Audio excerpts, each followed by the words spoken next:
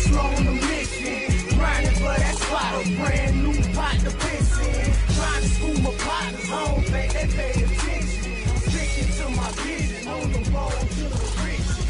Every single day, I'm a hustle on the mission. Trying to get 100 M's, nigga, I ain't kidding. I'm on a mission.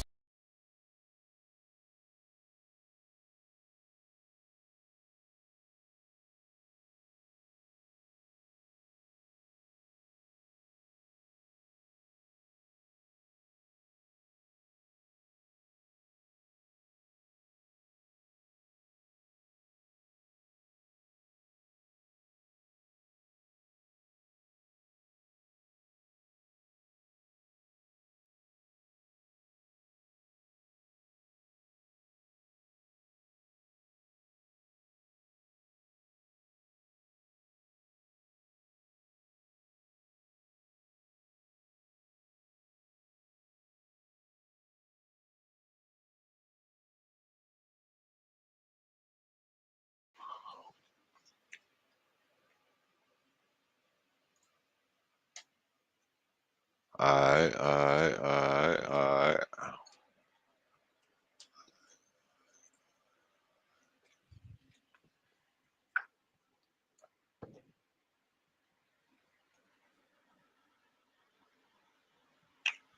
Gotta get the levels right.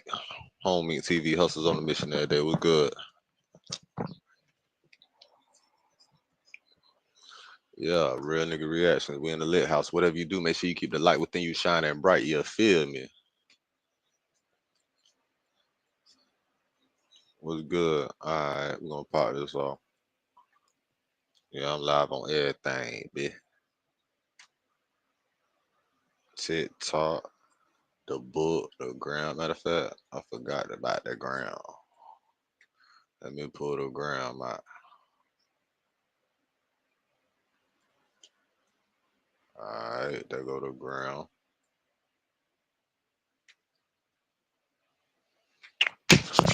Alright, everybody.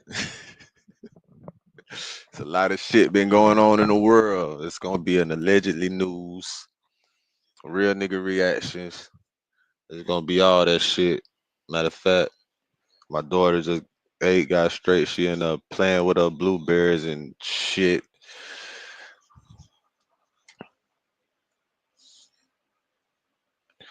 So, what's up? What's up, NC lady?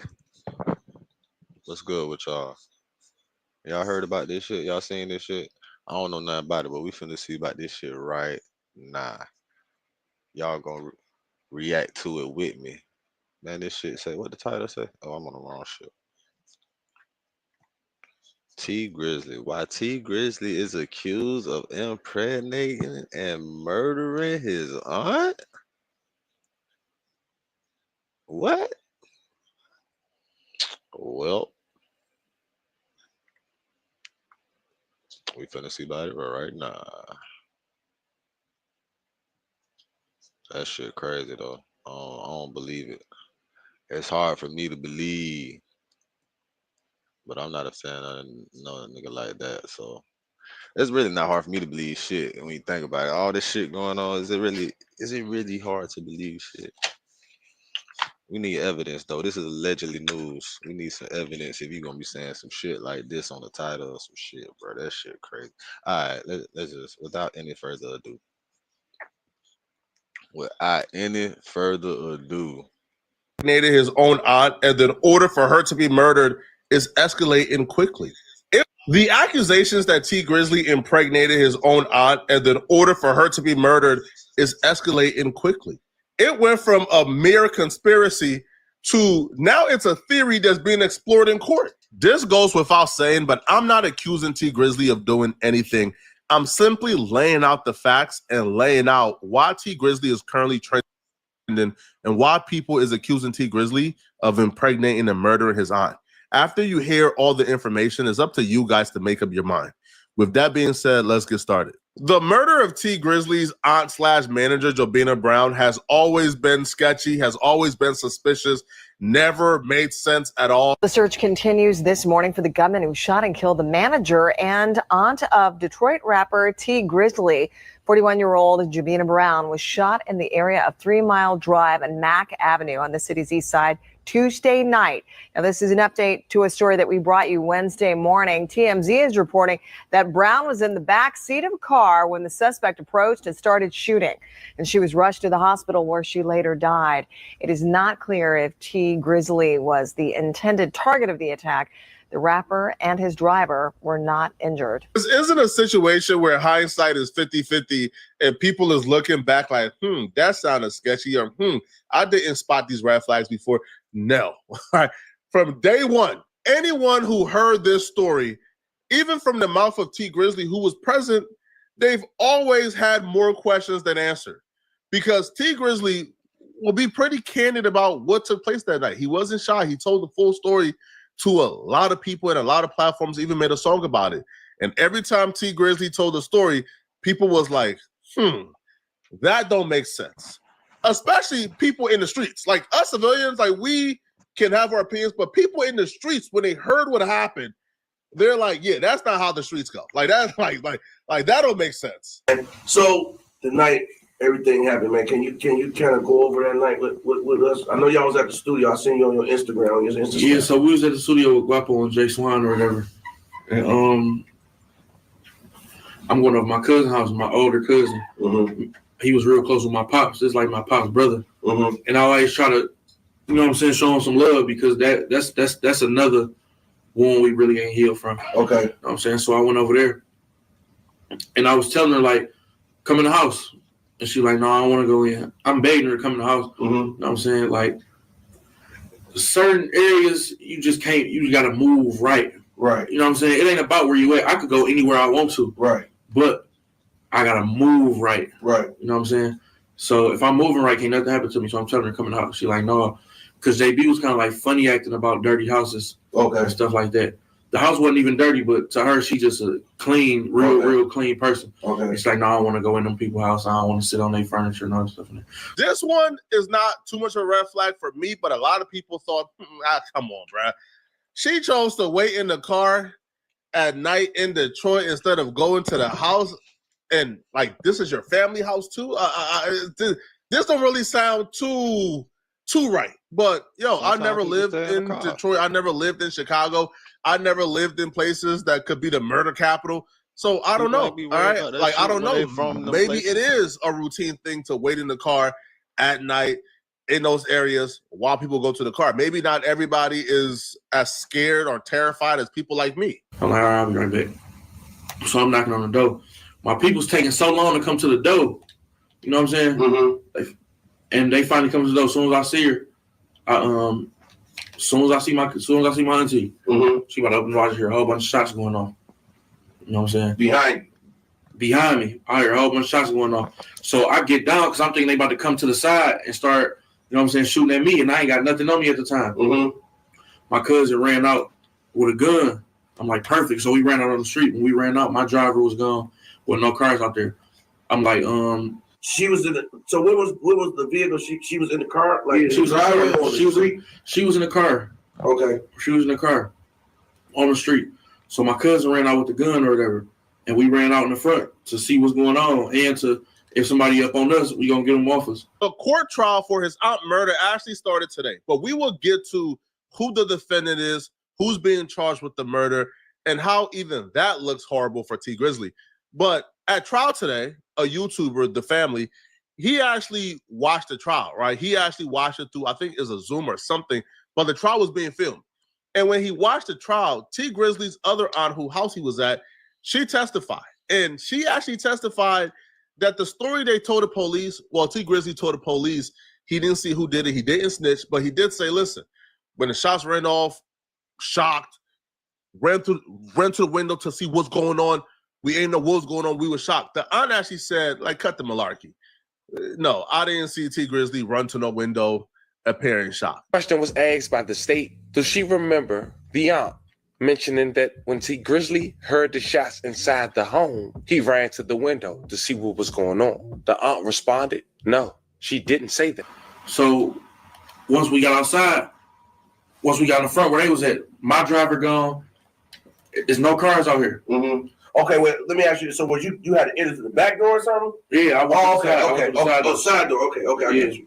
Okay. But basically, I don't even know what's going on at this point. Okay. So we in the front. We looking. I look in the street. I don't see no glass in the street. So I'm like, oh, they straight. You know what I'm saying? That's probably some. I didn't even think this had nothing to do with us. Okay. You feel me? Right. But my cousin still came out there with a gun though. Mm-hmm. So I was cool with going out there. I'm like, I ain't see no glass in the street.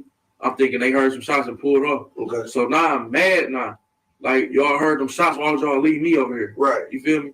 You could at least call me and told me, like, it's too much going on over here. Come on, we gone. You know what I'm saying? That my driver ended up calling me, like, and told me what happened. So basically what happened, they walked up to my door and opened my door. You know what I'm saying? Some niggas opened my door trying to get at me. Ended up hitting her up. But, like, niggas was coming for me because they opened my door and was shooting in the car. They hit her 8 times, though. And you have no idea where this came from? No, I ain't got no idea where it came from, but it ain't even matter where it came from. That's fucked up. For real. I felt like everybody was a suspect. I felt like everybody was a suspect. So even if it's at this particular point, the story breaks down for me and it stops making sense. So if they were trailing them close enough to where they were able to get to the crib or get to the vehicle while T Grizzley was still at the door, then wouldn't they just be able to see where T Grizzley went and follow him? But besides that, let's just say T Grizzley was at the door long enough to where, you know, they were able to catch up to the vehicle. Cool. They was obviously looking for someone. T Grizzley is saying they were looking for me. It wasn't a situation where they were going into this looking to kill everybody in the vehicle. They was looking for someone. And that's why they went to the vehicle, opened up the vehicle, looked to see who's in the vehicle, and began shooting that person on that side. That's why the driver wasn't hit, and he was the only other person in the vehicle, but that's why he wasn't hit. All the bullets went to the person on the side of the vehicle they open up. But in that case, if they open up the car door, wouldn't they be able to see, oh, it's not T Grizzley, and close it back up? Because they obviously wasn't concerned with killing just anybody, because the driver was never hit and he was never killed and he was a witness, and they let the witness live. So if that's the case, wouldn't they just have like just moved on, or just try to find T Grizzley and leave the auntie be if the auntie wasn't a target? To me, that shows the auntie was the target the whole time. If they opened up that car vehicle, seen her, and still shot and killed her, she was the target, and I don't think T Grizzley was the target. But who would want to kill the aunt? They knew who she was, T too, Grizzley. The best guess here is T Grizzley's ops. T Grizzley ops. People who hate T Grizzley. People who T Grizzley have been beefing with for a while now. So that's why the next development in this story doesn't make sense and is awfully suspicious. T Grizzley is really close friends with Buka 600. Buka 600 is a Chicago drill rapper. They're so close that Buka was a groomsman in T Grizzley's wedding. And the wedding took place last year. The aunt's murder took place 5 years ago. Now, Buka 600 has an associate from Chicago called Wu Thing. Now, Wu Thing is from the same squad, the same clique as Buka 600. They're very close associates. Now, Wu Thing was ultimately arrested and charged with the murder of T Grizzley's aunt. Even after he was arrested, the police made it perfectly clear they don't believe he was acting alone. They don't believe he committed this murder alone. They don't believe he's the only accomplice. And their actions after they arrested him made it perfectly clear. But how was he arrested? How was he caught? He was caught because, quite frankly, Wu Thing is the dumbest, stupidest criminal you will ever hear about. This man was still in the murder getaway vehicle that was stolen, by the way, and he still had the murder weapon on him. Again, stupidity is an understatement here, people. state, and the feds. October 19, 2019, just 2 months after JB lost her life, Wu-Tang was arrested in So that Chicago, nigga got Illinois. caught It was with around the 12:06 p.m. murder? when officers from Chicago Police Department were on a routine patrol when they responded to another officer report of a male and one female sitting inside of a stolen vehicle parked in the alley behind 5920 South Calumet Avenue in Chicago, Illinois. The reporting officer had confirmed that the vehicle was stolen by checking the vehicle license plate in the law enforcement computer database. When responding to CPD, officers pulled into the alley. They observed the male subsequently identified as Wu-Tang, aka Jermaine Whedon, and a female standing near the stolen vehicle, a blue Nissan Versa with New York license plate. Now keep that vehicle in mind. As the responding officers exited the patrol car and approached Wu-Tang, he fled from officers on foot. After a brief foot chase, the officers apprehended Wu-Tang and placed him in handcuffs. As Wu-Tang physically resisted the officers when placed against the police car, a Glock 23 40 cal semi-automatic handgun bearing serial number PAZ-363 fell out of Wu-Tang's left pants leg. The handgun was loaded with 12 rounds of ammunition with the head stamp marking SIG 40 S&W. During the subsequent search of the stolen blue Nissan, CPD officers recovered an extended magazine from the passenger side door. Now, fam, would you believe this man had the same firearm and same stolen vehicle during the night that JB lost her life? Well, it's true. When it came to the rental, the car was a Hertz rental car that had been set to be returned to Hertz on August 24th, 2019. Hertz filed a stolen police report in September of 2019. The following year, February of 2020, DPD received notification from the MSP lab where they test the firearms, the ballistics. They confirmed that that firearm that Wu-Tang was caught with in Chicago was the same firearm used to take the life of JB. May she rest in peace. I have a deep dive coming up on this very shortly where I'm doing a deep dive on the case, how they called Jermaine, why they called Jermaine, what other proof they got for Jermaine, and the entire murder case surrounding the aunt, including other suspects, etc., etc. In this video, I'm just speed running the accusations against T Grizzley. Now, I don't care what y'all say. I'm not indicting T Grizzley. I'm just telling you guys exactly why T Grizzley is currently trending, and y'all could believe it after I lay out what's going on. I'm not saying he's guilty. I'm not saying he's innocent. I'm simply laying out the facts of what's going on. But what I would say, bruh, is this. I don't care what y'all say. I don't care what explanation you guys got. If an associate of Buka 600, who is also my close friend, if this Wu-Tang dude is my close associate, he's from Chicago. I'm from Detroit. What beef do he got with my aunt? Or what beef do he got with me? So I don't care what y'all say. I think it's weird to still be hanging out with associates of the dude who killed your aunt. Wu-Tang and Buka 600 is inseparable. They're from the same clique. He killed your aunt while he was looking for you, apparently, but you still hang out. He's still the groomsman to your wedding. He's still your best friend. It doesn't make sense whatsoever. I don't think it makes sense. As a matter of fact, I think it's flawed. I think it's disloyal. And if T Grizzley is not involved, he's an idiot. Why would you hang out with the same clique who's responsible for the murder of your aunt? And you claim they were looking to murder you, but yet you're still friends with Buka, who's an OG from that clique. It doesn't make sense to me at all. I think it's flawed here, people. Now, let's move on. So, but what's the motivation? Why would Wu-Tang want to murder T Grizzley's aunt? Why? What's the motivation here? Why would T Grizzley want to murder his aunt? Well, in court today, a close source to the family was actually in court.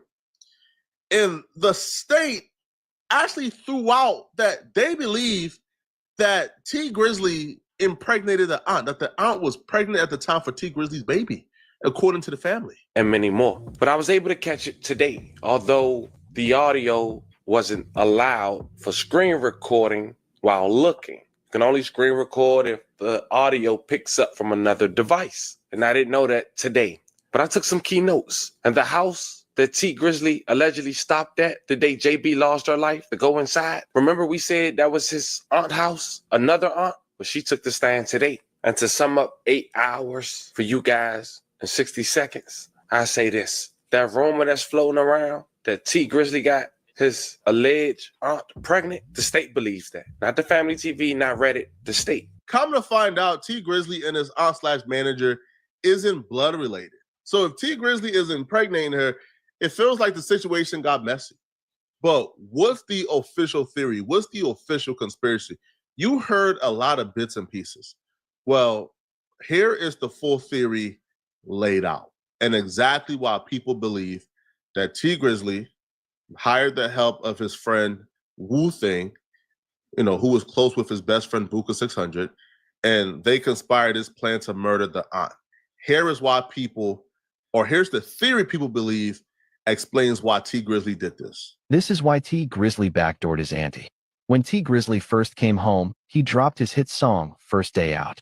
But due to debts T owed to the government, he made his uncle wife, JB, which some will say is his auntie, his manager, and made her make and fake label, and signed himself to the fake label, so all his music would be under JB name. But by the time T Grizzly got rich and paid off all his debts, he was ready to put all his music back in his name. But JB was refusing to sign the papers to give T his music back. So T would pay 600 buka to have someone from his side to kill JB. So on August 20th, 2019, T and JB would both link up, and when T would get out and walk in the house, 600, Wu-Tang would pull up and shoot JB 8 times as T was walking in the house. I feel like I'm at least obligated to say it doesn't make sense the entire way that he did it as well. Because how do these people know like what was in T Grizzly's contract? Right? Like how do they know, like all his music was in this lady's name? Like T Grizzly signed a record deal. So wouldn't the music be in the label's name and not her name? And then also too, like the motive isn't really there. Like outside of maybe the state believing that T Grizzly impregnated the aunt. But if that's the case, then I don't know. Maybe that's the motive. But the motive that the music was in her name, so he took her out, I don't know. T Grizzly seemed pretty grateful for this woman. Apparently, she was the only one who believed in T Grizzly when he first got out of jail, and she's the one who put money up behind him and took a chance on him. So for him to like turn around and do this to her, it seems pretty unbelievable. First came home, I had asked a lot of people in my family for a chance because this is what I was really trying to do. You know what I'm saying? Like, can y'all help buy me a beat? I really want to rap. You know what I'm saying? A lot of them just wasn't taking me serious. Like, you better go get a job. What you trying to rap for and all this other stuff. Right. And she believed in you. She believed in me. She was the only one. That first day out video, she paid for the video, bought the outfit I had on in the video, everything. Mm-hmm. You know what I'm saying? So, what we playing right I've been here? rocking ever since. What we playing right here? Call of Duty. On the killing spree. Modern Warfare. Definitely on the killing spree. You nice with it? Watch this. Hold on, watch this. Those are the accusations. We'll be doing a full deep dive and breakdown of this case probably tomorrow. But y'all let me know in the comment section. What do you guys think? Do y'all feel like T Grizzly did this? Do y'all feel like he didn't do this? Let me know. Now, the strange part about this all is the police actually reposted the Crime Stopper reward for the aunt's murder like the day the trial started. So they're still looking for other people. They're not done yet.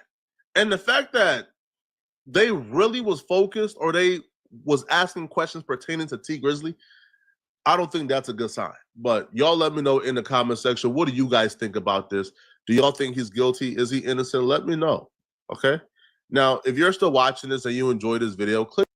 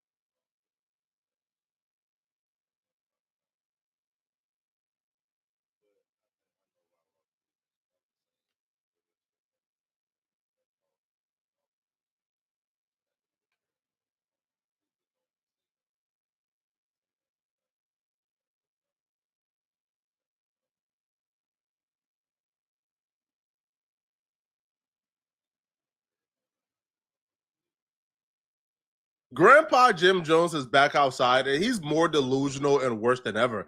At this point, at this level of delusion, I don't think there's any hope to ever save Jim Jones. He's beyond lost at this point. Watching the amount of audacity that Jim Jones has during this interview left my mouth open. This isn't a situation where hindsight is 50-50 and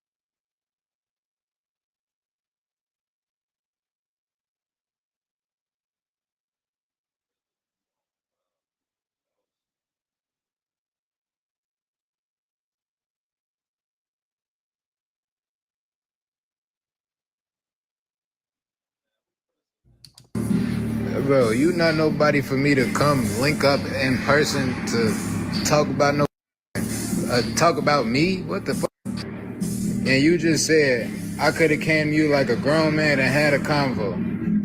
You dumb little boy, I'm coming to your DM because you was a little girl. That's what I'm coming to your DM. Like that, bro? I gotta be a little girl. I'm making videos about me, and I'm not finna go back and forth with you. If you choose to go back and forth with me, then I will link up with you. Smack the shit. Real deal. So he posted this and he said, you blog niggas weird. Y'all don't even get paid enough to be sitting down researching a nigga's whole life. Don't make no more YouTube videos about me. Go react to some music, not no game. Blog gang.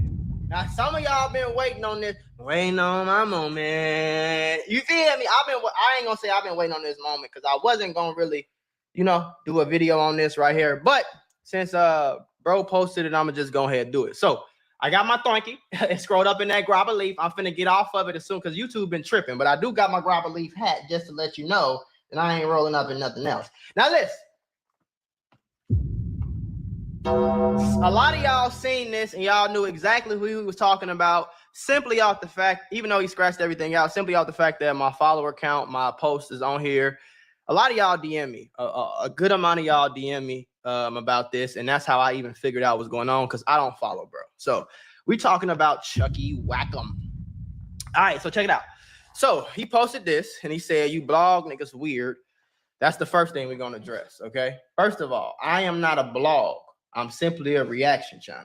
You know what I'm saying? I react to all type of things. All I do is sit down at my crib, watch my videos, post them.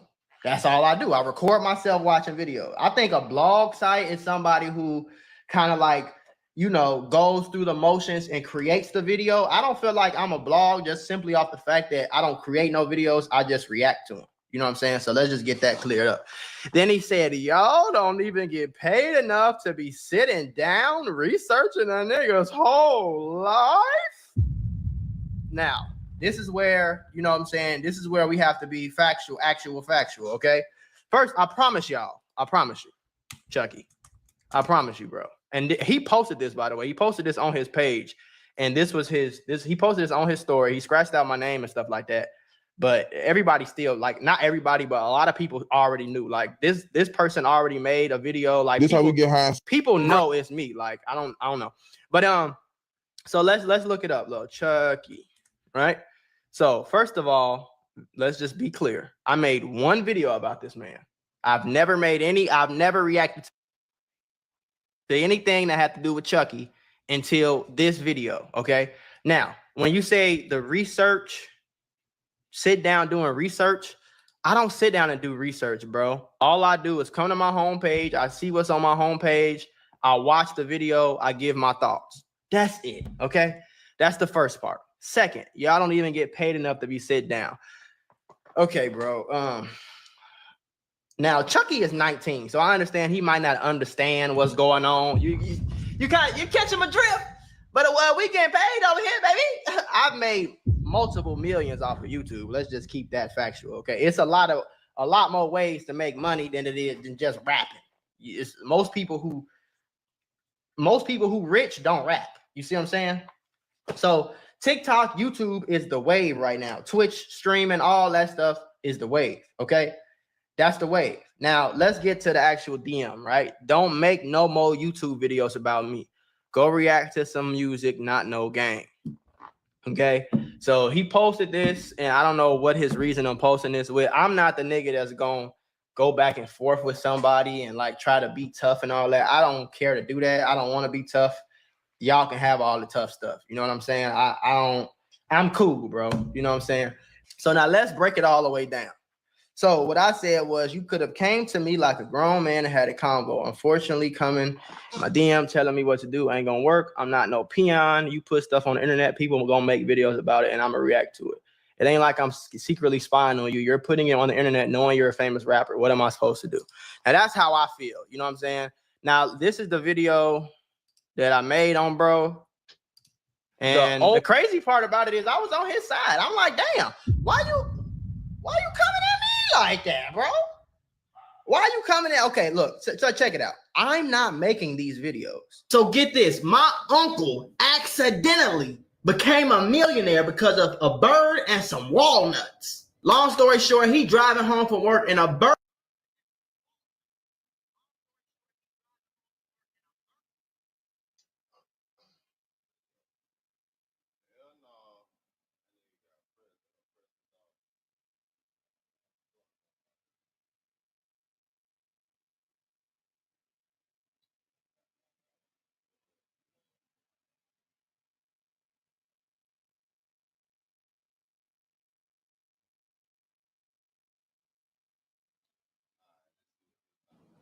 Welcome back to Key Talk Media.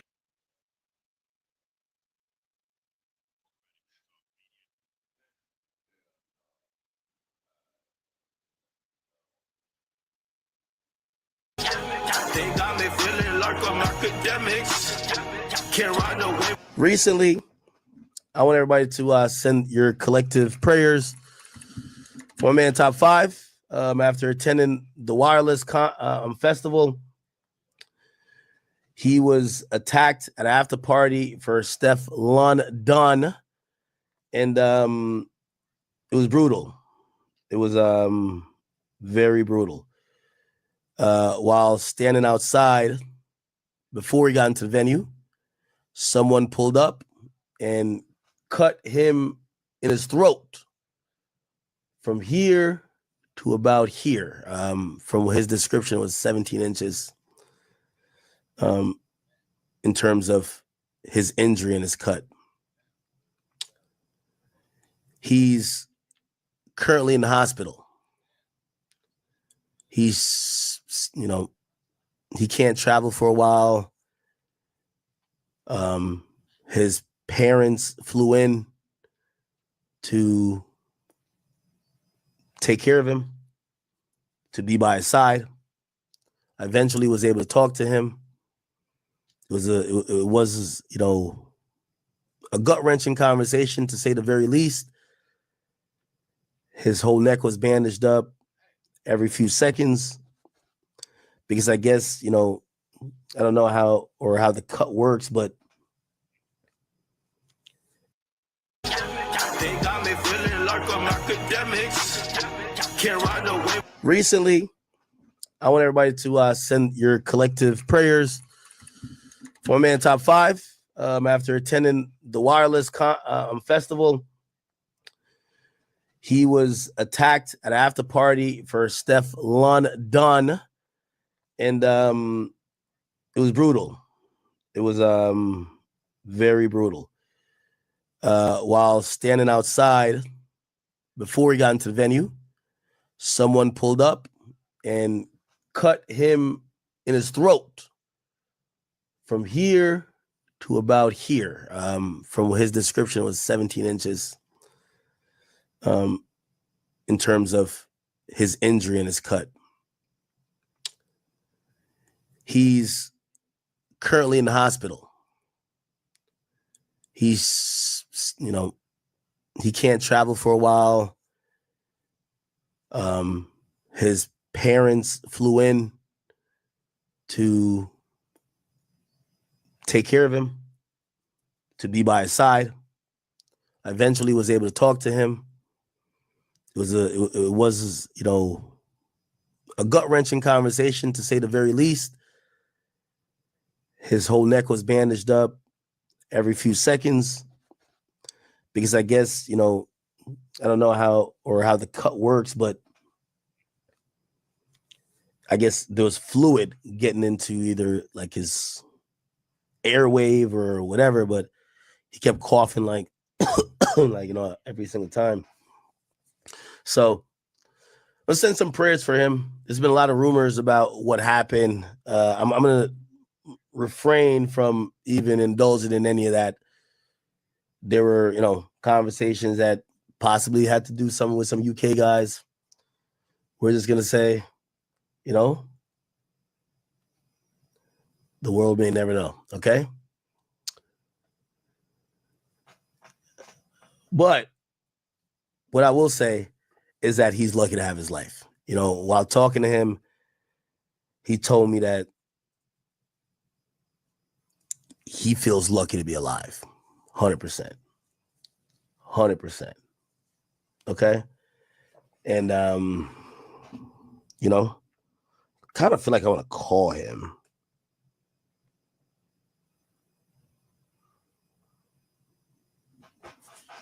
If I call him, is that fake?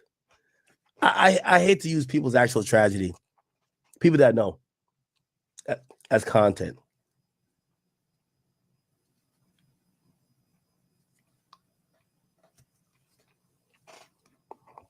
Should I call him?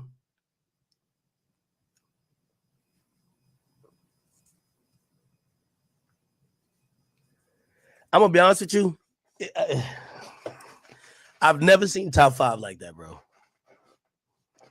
I've never seen him like that. And that's why I don't know if I want to call him, because, yeah.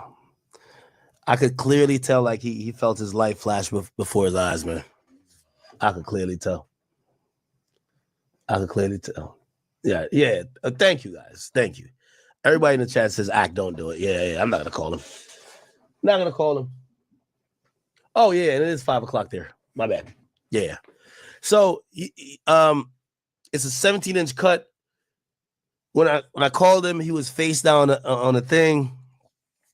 He had called me. He called me via his mother's phone, actually, because his phone and everything. I think he just fell to the ground. His homies had, and they had that. They had it back at the hotel. So like he didn't have anything, but his mom rushed there.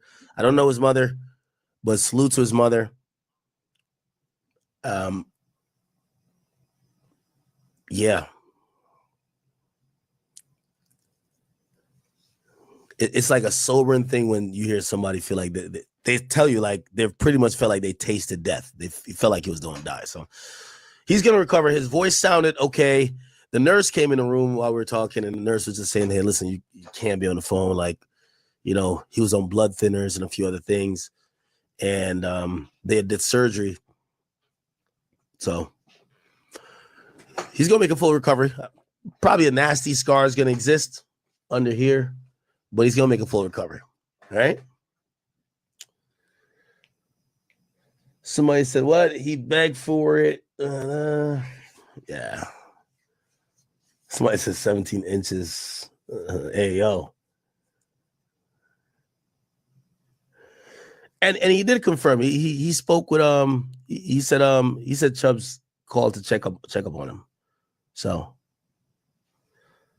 Chubbs called to check up on him. He's good. Yeah. The video that people are showing, that's not real. And obviously the police are investigating. Actually, we could probably look at a news report.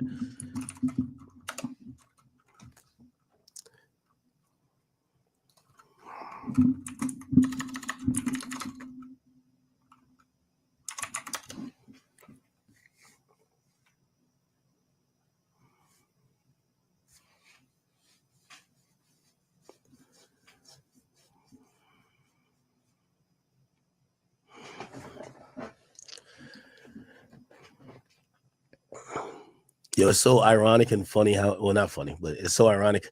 You know who called me and told me about this? I get a call from Savage, and Savage says, "Yo, yo, check up on your boy, man. Just make sure you're good, man. I'm hearing some shit happen to him. Just check up on him." And I'm like, "What?" So yeah, I heard somebody did something to him. Just check up on him. And then I'm thinking, nah, that's cap. And then I realized it was true. Okay, wait, what the fuck? Let's put in top 5.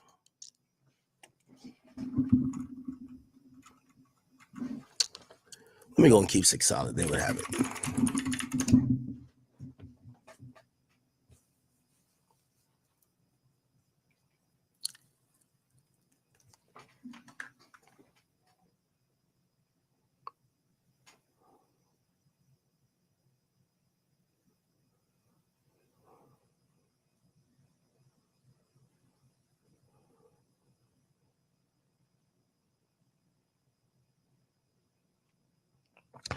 Yeah, he texted me 2 days. He said, "Yo, Ak, I love you, man. Thank you for always being there for me. I appreciate you, family.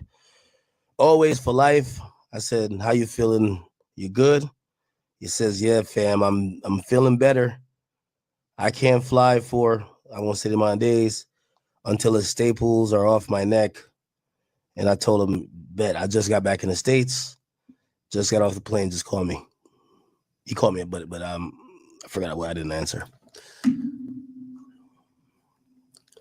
There was a news story about it, I think. Here we go.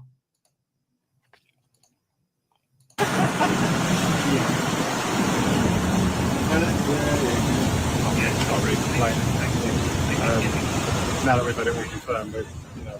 If you was in your car yesterday, yeah, and you pulled up to the party where Top 5 got stabbed, you're getting T-packed. Trust me. They said they want to know who stabbed Top 5. They need to find out. What else is T-pack?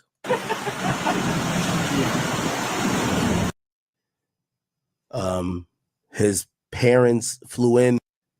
His whole neck was bandaged up every few seconds because I guess, you know, I don't know how the cut works, but I guess there was fluid getting into either like his airwave or whatever, but he kept coughing like, like, you know, every single time. So let's send some prayers for him. There's been a lot of rumors about what happened. I'm going to refrain from even indulging in any of that. There were, you know, conversations that possibly had to do something with some UK guys. We're just going to say, you know, the world may never know, okay?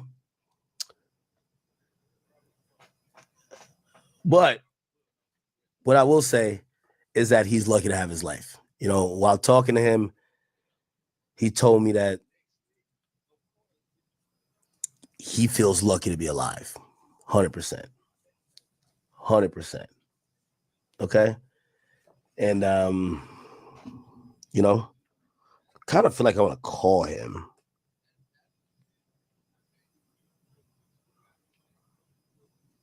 If I call him, is that fake? I hate to use people's actual tragedy, people that know, as content.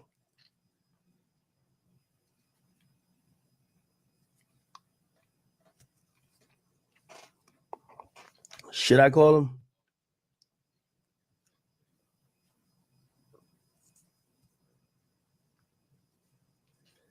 I'm gonna be honest with you. I've never seen Top 5 like that, bro. I've never seen him like that. And that's why I don't know if I want to call him, because, you know, yeah.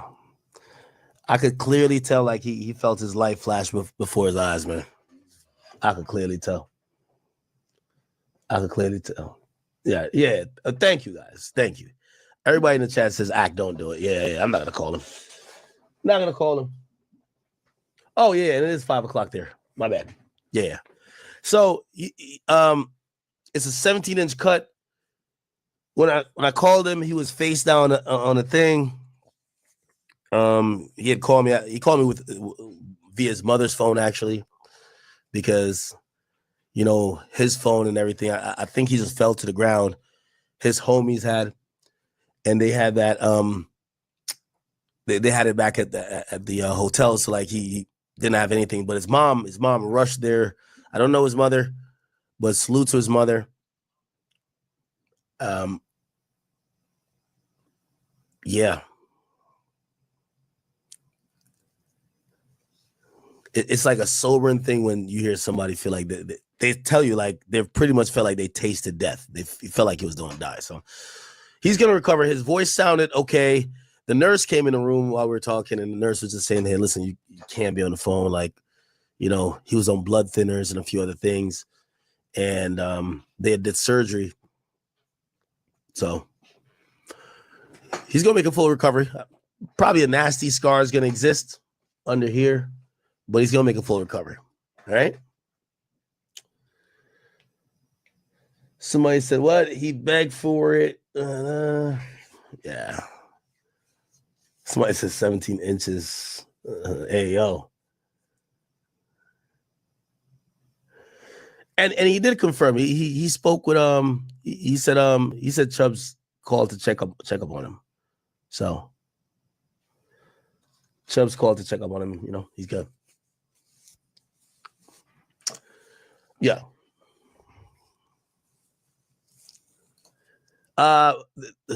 The video that people are showing, that's not real. And obviously the police are investigating. Actually, we could probably look at a news report.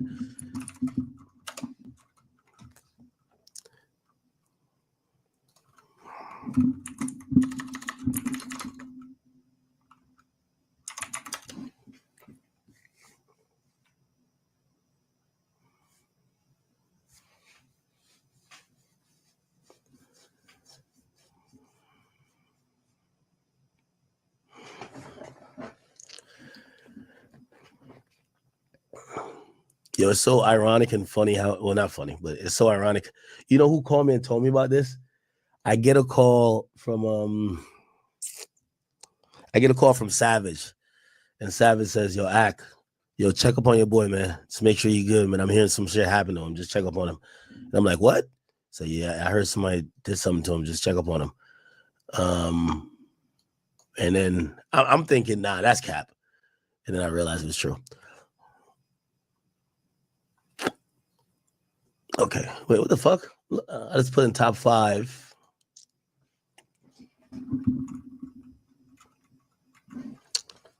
Let me go and keep 6 solid. They would have it.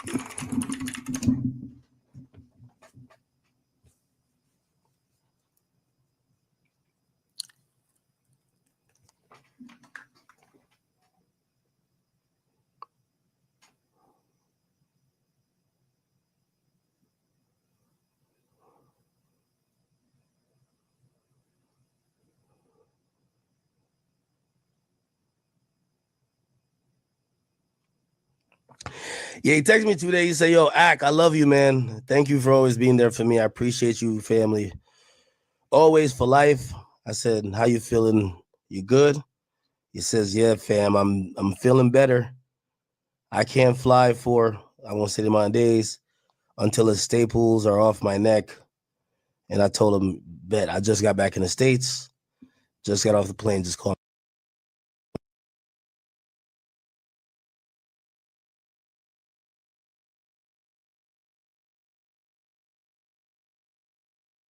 I'm feeling better. Staples are off. Just got off the plane. Just story about it, I think. Now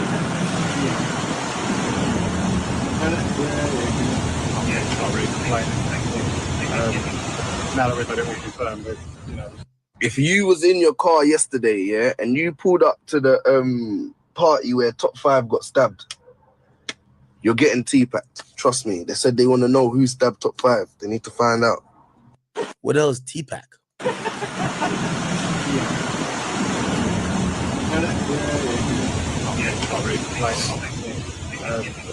now that we've had it all confirmed, but, If you was in your car yesterday, yeah, and you pulled up to the party where top 5 got stabbed, You're getting T-packed. Trust me. They said they want to know who stabbed top 5. They need to find out.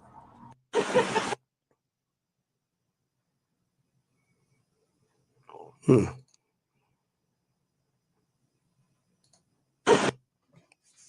thought there was a news article about it. Anyway. All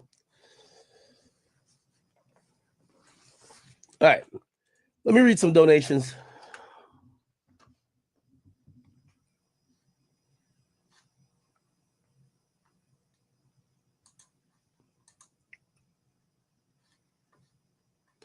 Somebody said Drake finna spin behind it. Y'all think Drake should spin or slide? Slide for 5?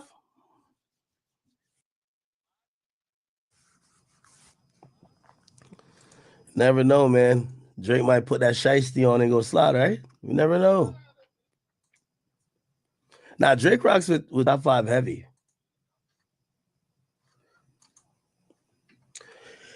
Okay. Somebody says, talk about Lil Baby. What about Lil Baby? What's going on with Baby? Somebody said, where there's smoke, there's fire. If Dave that pressed over Drake's statement, Kendrick getting a DNA test now. Oh, I don't know.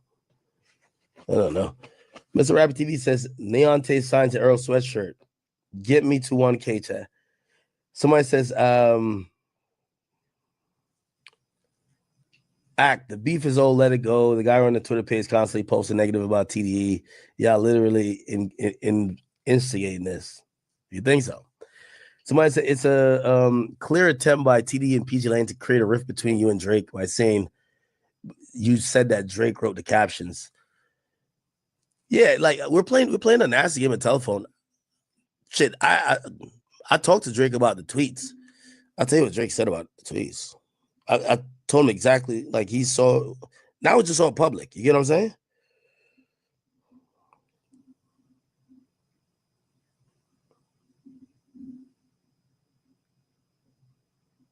It literally says, yo, you're talking the truth. That's all that matters. All right. All right.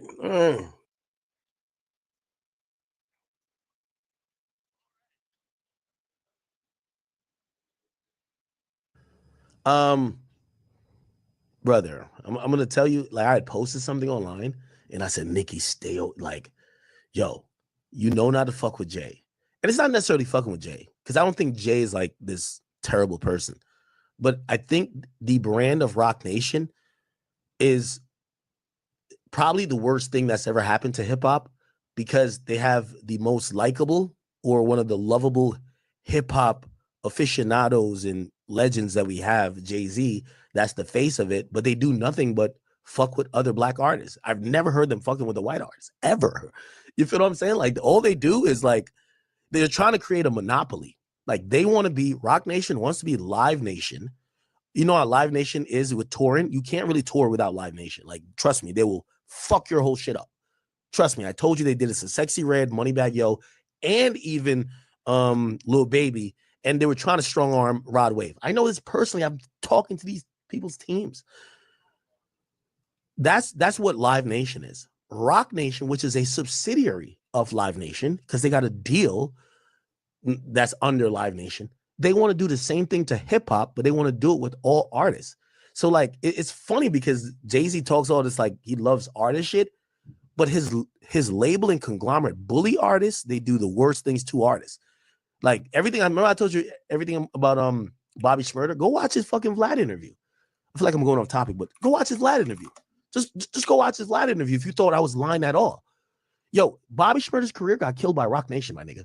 Like this is why you got him winding up and doing all this weird stuff on Instagram, because Rock Nation killed his career.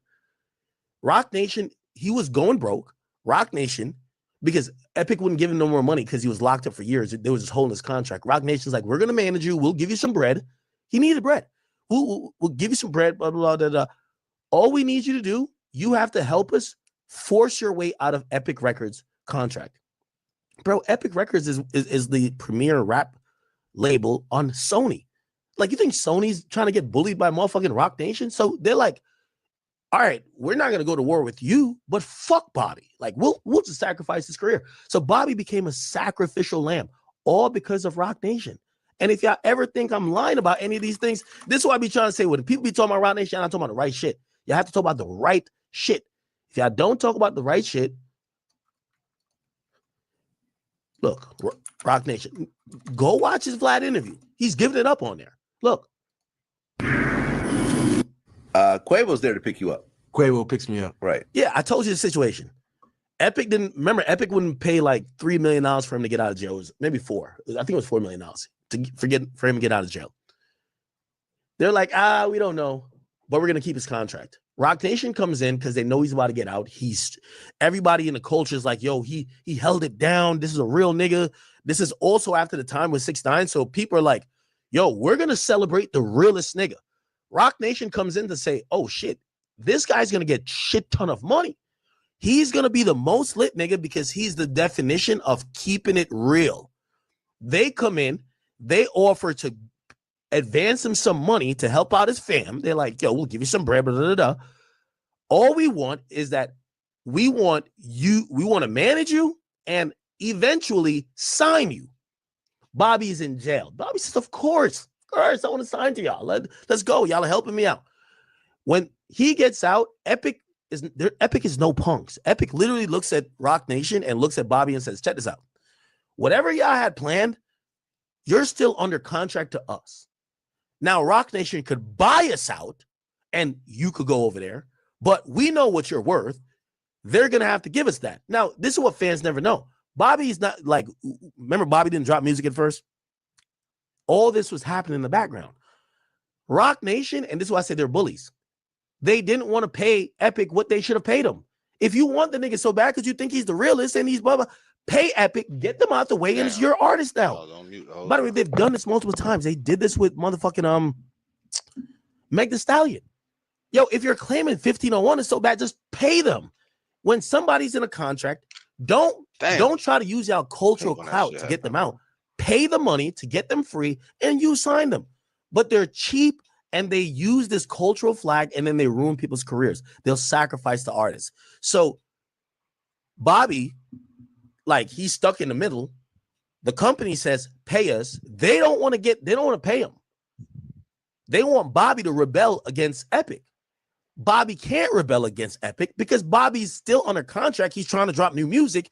If you can't diss Epic, like fuck Epic and then drop a song, like they're going to feel away. So he's kind of like playing it neutral. They want Bobby to turn it, like they've done this before. They did it with Uzi. They wanted Uzi to turn against Generation Out. They want the artist to crash out against their current label that they could be seen as the good guys as, oh, we're coming to sign you. Bobby didn't do it, or he couldn't do it. And then they wouldn't pay. So Bobby's in limbo. Here's who hurts when an artist is in limbo. The artist, because the artist's career is stagnant. They can't move. And you know, everybody who gets out of jail, that clout only lasts for a certain amount of time. So Bobby couldn't drop no music. His clout is in limbo. And they're basically saying, we're not going to pay. And Epic is like, what the fuck? Epic sees the play and says, all right, well, we're not going to fund this anymore. Pay us, or we're down to take that loss on Bobby. We'll just live off his past catalog. If you want him in this hot period of him getting out, pay us. None of that happens. And essentially what happens, they drain Bobby. Pause. They just let him sit there. Clout decreases. Nothing happens. Rock Nation eventually realized Bobby isn't worth as much as they thought he would be, because now it's months after, it's like a year after. They're down to let him go. Epic ain't down to put no more money into Bobby. Bobby basically gets dropped. Bobby's now independent, and two companies fighting over him fucked him over. They fucked him over. Like, now the niggas doing hoochie daddy dances. Hoochie daddy. Like, that's it. So again, when people tell me about Rock Nation, I'll be like, bro, please just like yo, Rock Nation is the most anti-cultural company I could see. And I'm not saying it's because of Jay-Z, it's because of their practices. They use Jay-Z's face to do it. Because it's not Jay-Z doing these things, it's Desiree and her people. They're doing it, but Jay-Z's face is on Rock Nation. It's The Rock. So it's the police. So anyway, just listen to how this nigga talks about it. Were you guys in contact the whole time? He hit me. shit. He hit me like 2-3 times during the bid. Rock Nation Management. Basically, the I signed with Rock Nation. I mean Rock Nation. Brother, it's not me saying this. This is fucking documented. Why is Bobby Shmurda? Do y'all remember when Bobby Shmurda was putting on all them fucking hats with the fucking plane on it?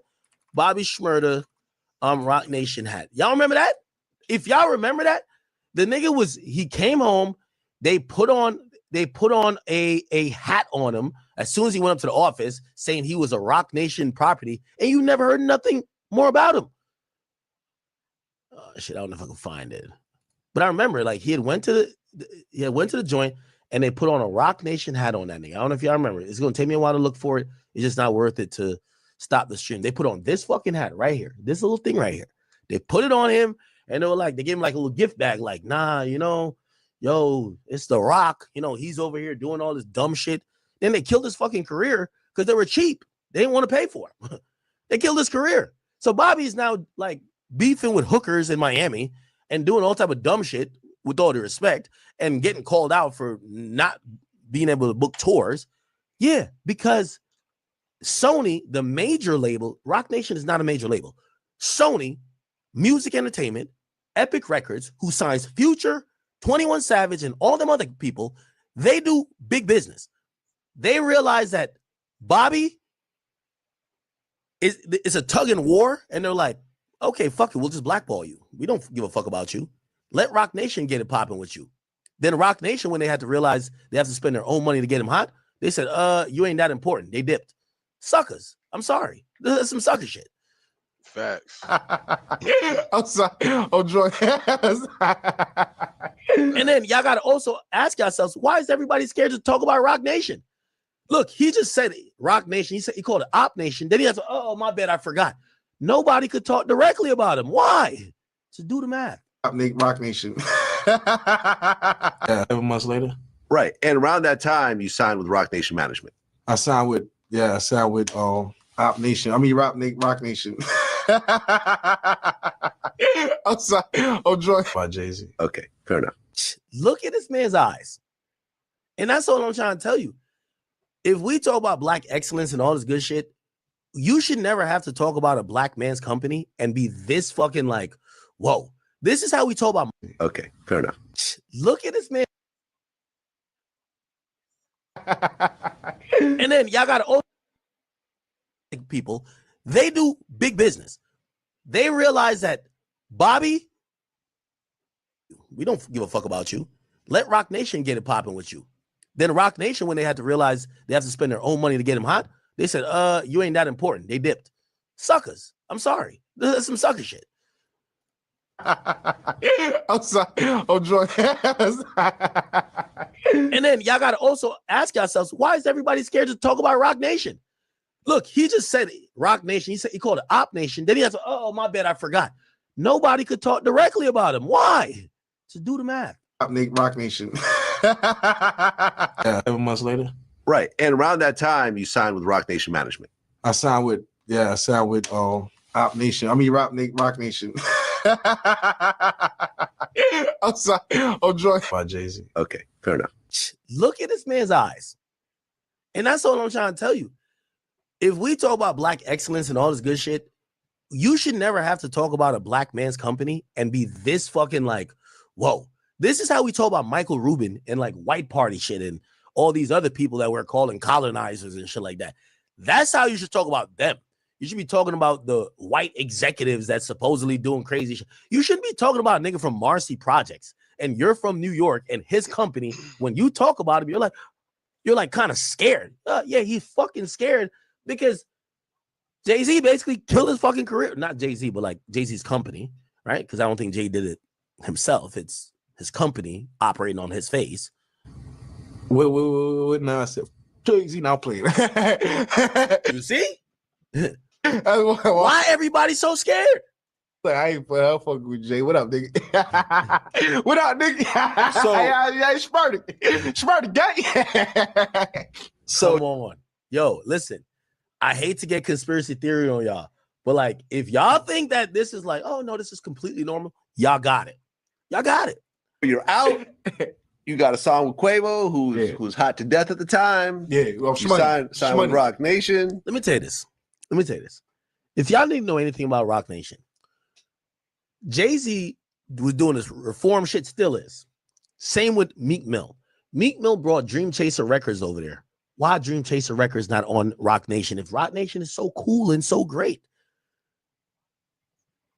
A nigga who would do his own man's dirty, what do you think he would do to a nigga he don't give a fuck about? Now, again, I'm not blaming this on Jay. I'm saying this is how the company moves.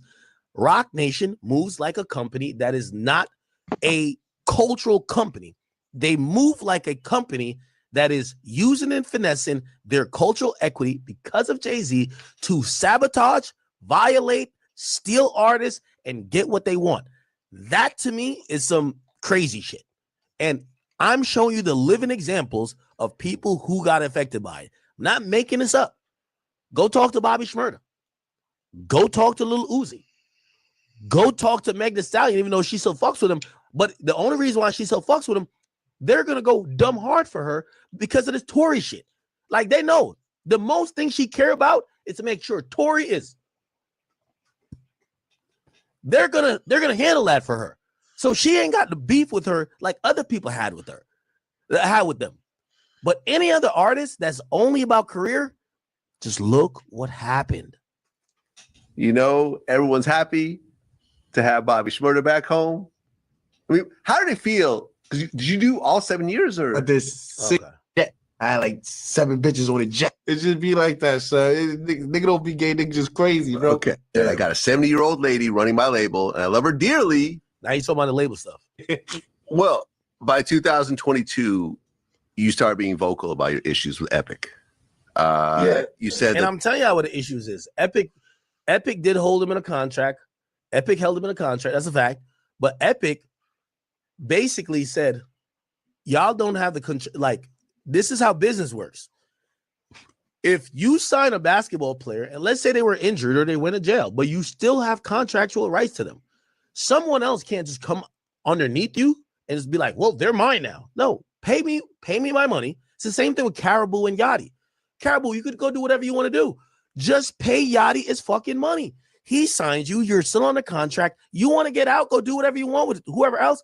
Pay the money. This is how regular industry shit works. Here's the problem. Rock Nation don't want to pay. You can't be cheap and be bullies. Like, come on now. So when Epic realized that, Epic says, oh, y'all trying to bully us, and y'all trying to think y'all going to use cultural shit. All right, freeze on Bobby. Bobby's on the shelf. We don't give 2 fucks about Bobby anymore. Rock Nation, they don't care because they're playing chess. They're like, we could either pay the money or we could just be like, all right, we'll lose this battle because there's other battles they're fighting. Rock Nation and Sony been going at it for a long time. So Bobby's just a casualty of war. The label's holding you hostage and you wanted to get out. You said, I got a 70-year-old lady running my label and I love her dearly, but doesn't want to let me go at all, no matter what I do. I've been signing them since I was 19. I did 6 years in jail trying to get off this label before I came home. You name one person in the industry, a label keeps signing in jail for 6 years. Yeah, I know. I made them more millions than they ever gave me. Just let me go. You name me one person, they named held in jail 6 years. Listen, I still love you, baby. You know what I'm saying? You probably don't love me, but I still love you, baby. You know what I'm saying? I still love you. It's all love. You know what I'm saying? It's all love. They know what it is. Listen, it's all love, bro. I ain't got nothing but love for y'all. You know what I'm saying? Leave me love. So hurt, and I understand, brother. I understand. Okay, my bad for going on that little tirade. Live from Texas, Bobby was easily supposed to have the biggest rollout on the planet. He was young, had a big case, did time, and held it down. Again, I keep trying to tell y'all, this is what happens when labels. It's all, it's so much politics and it's so much.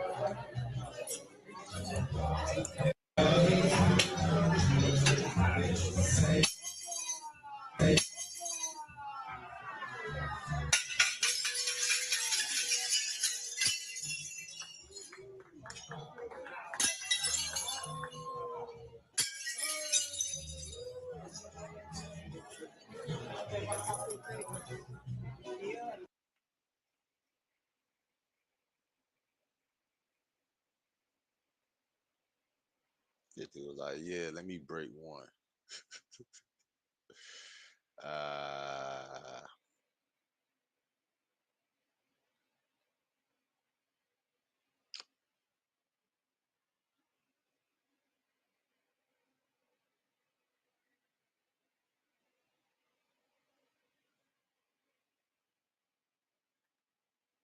Like that ain't our that ain't my speed. I think it's one song I think I can think of.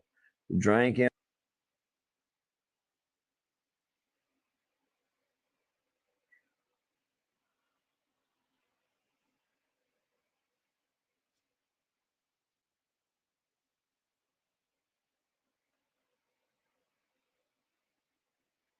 Y'all had a chance to talk to Ross since he walked off.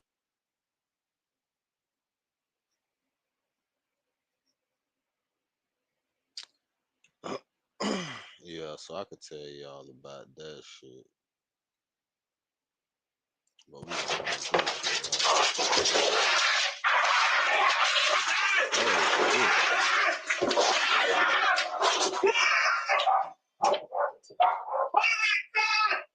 Are you trying to check my man? Come right here. Oh my God. Are you trying to check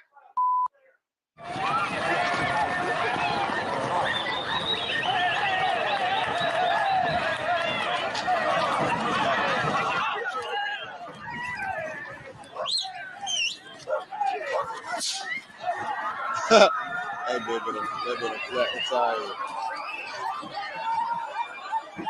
That been a rip tire all year.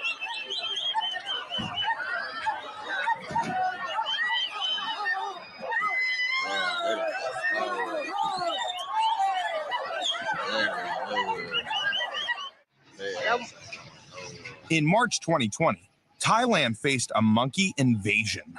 The hungry primates formed huge gangs, fighting over every bit of food they could find. Monkey invasion. Crazy. Invasion of monkeys.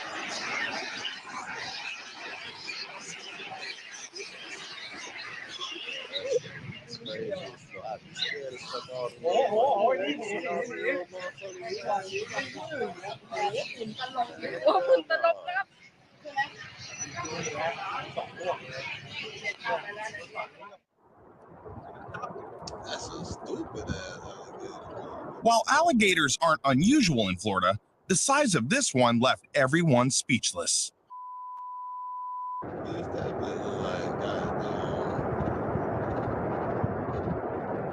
Lake Placid alligator, baby. Let's see, Lake Placid. That's just stupid.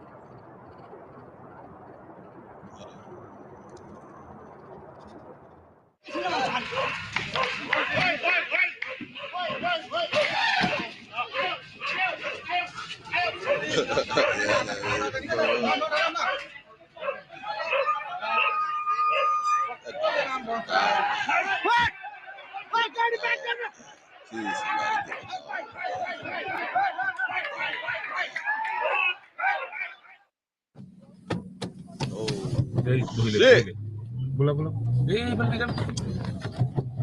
In 2022, a leopard escaped from a wildlife reserve in India. It didn't take long for things to get interesting.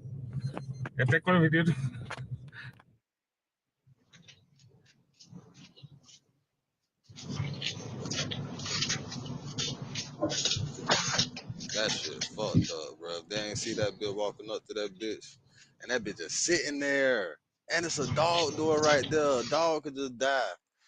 Oh man, I hope don't nobody come out that bitch. Who's gonna come out of there?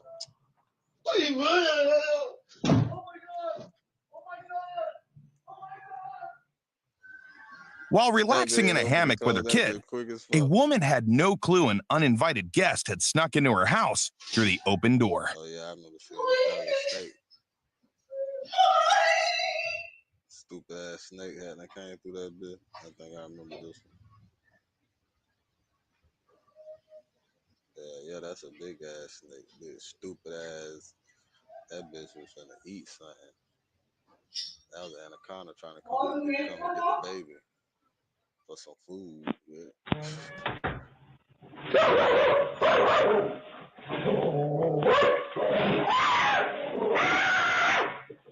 Oh, you finna die, bitch.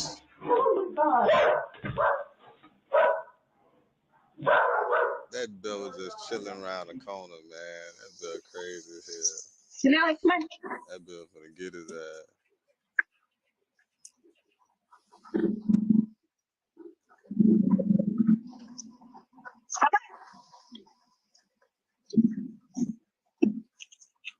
Hell no. I ain't doing that. I get on the game in a minute, motherfucker. I get on the game. Oh, where the fuck that bitch came from, man? That bitch that came and what the hell happened, man?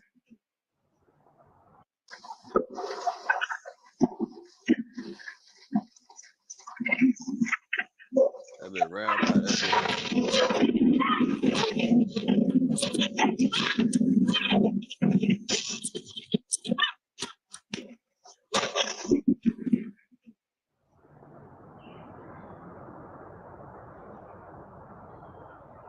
Oh no, that's a bear right in your face.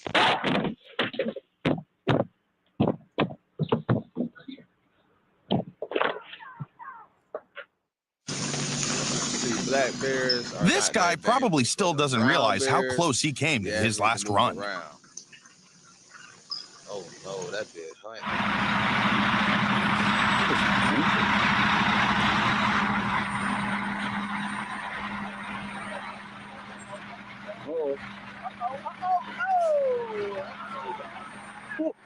Oh my God.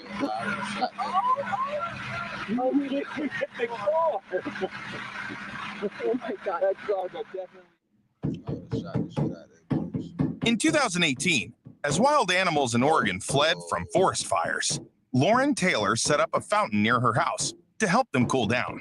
That's how a puma ended up in her home, falling asleep behind the couch. Puma is fucking crazy. Bitch, that bitch finna kill you. What? Man, I ain't fucking with no Puma, man. That bitch is gonna kill your ass, boy.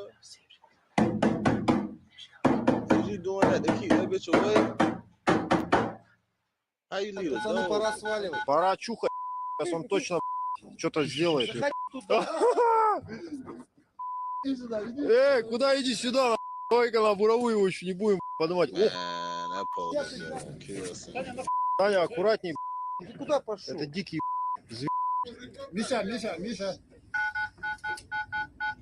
Это дикий зверь, не забывайте об этом. Black bears cool, brown bears dangerous, and polar bears are the most dangerous ever, bitch. You don't fuck with no polar bear, boy. Don't let that polar bear figure that shit out. Bitch, you better get further and further away as possible. Надо, отец, 5 минут ты во рту у него. Nigga finna die. What the fuck? Bitch, I better get somewhere. What the fuck? Oh my God. That bitch climbed the wall. What? Well, that's what happened to Ellen. Shoot the shit out that nigga, man. Look, that bitch on your ass, boy. Stop playing, man. You gonna open the door. I've never seen him do that before. That's ridiculous. You might well kill that bitch. Where your gun at? Shoot that nigga, man. That bitch gonna turn around and hit it with the quick. Oh my God. Man, I would have shot that bitch. I ain't gonna lie. That bitch would have been dead. Oh my God. Whoa. I don't even want to watch this shit no more. Where my blunt at?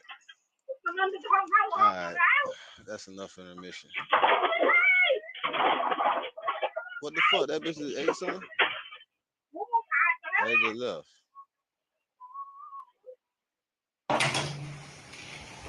Man. And niggas be worried about rats in the hood and shit. Niggas be worried about roaches in the hood, man. These bitches invade and shit, man. Your ass out there and all that other shit if you want to be. Fuck that, man. Fuck that shit, bro. That's why you need guns in certain places for shit like that. Yeah, better keep the scrap. All right. What else going on in the world today? That shit was crazy. Crocodile and alligator battle in the Everglades. They definitely a crocodile and an alligator.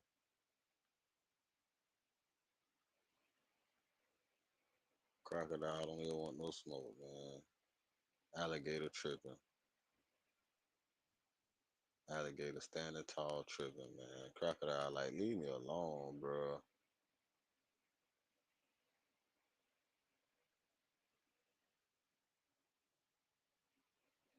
Oh, we done bit that bit. Now it's war. Look, now he won't get back. I guess the alligator. Oh shit! The croc done got him. The croc done. Oh, boy, you let him go? Oh, it's over with. Y'all see this shit? That shit funny. Yeah, I just like to watch shit like that sometimes. Y'all seen this shit right here? Oh man, she done went viral. She they done went so viral. She got to speak out. They done went so viral. She got to speak out.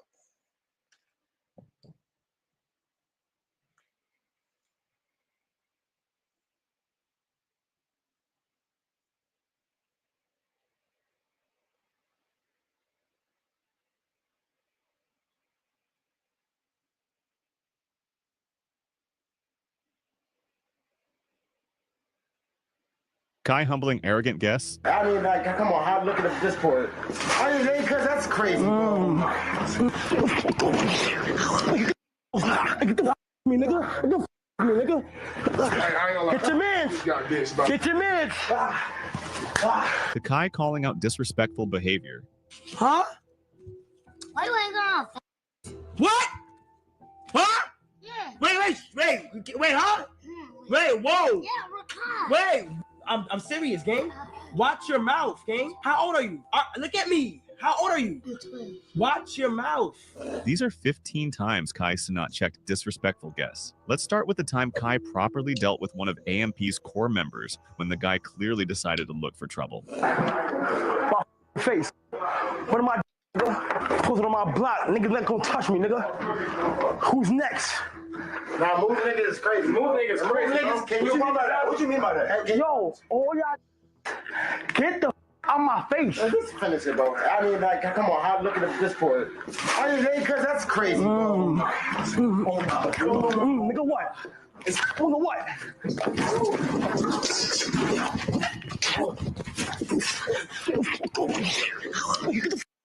Get the me, nigga. Get your mans. Get your mans. Who's next? Up next is the time this guy approached Kai at Walmart, talking about his dad's content creation until Rakai did something totally unexpected. I'm gonna tell you, my dad actually does reaction videos. I was just trying to let you know. The Matthew Sam on YouTube, to know about here. You see what's on your dad? Sure. It's his fruit, nigga, not mine. What happened? My dad does reaction videos on YouTube.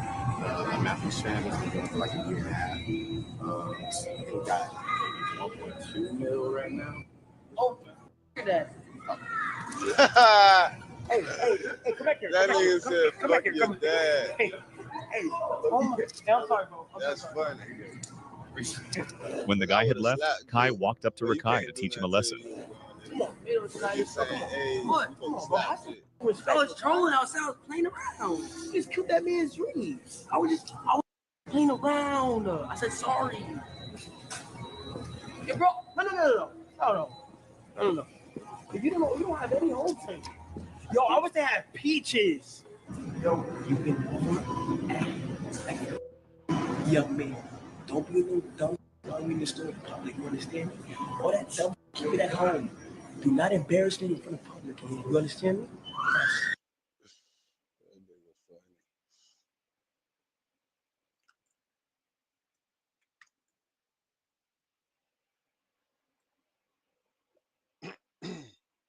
man. Shout out everybody doing their thing, man. I ain't watching no Vlad, nothing.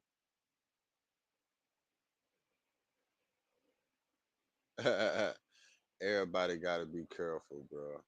When you dealing with these bitches, you better be careful, nigga. You know, Tony Braxton was dealing with Birdman for 16 years, married that boy for like 30 days, divorced his ass.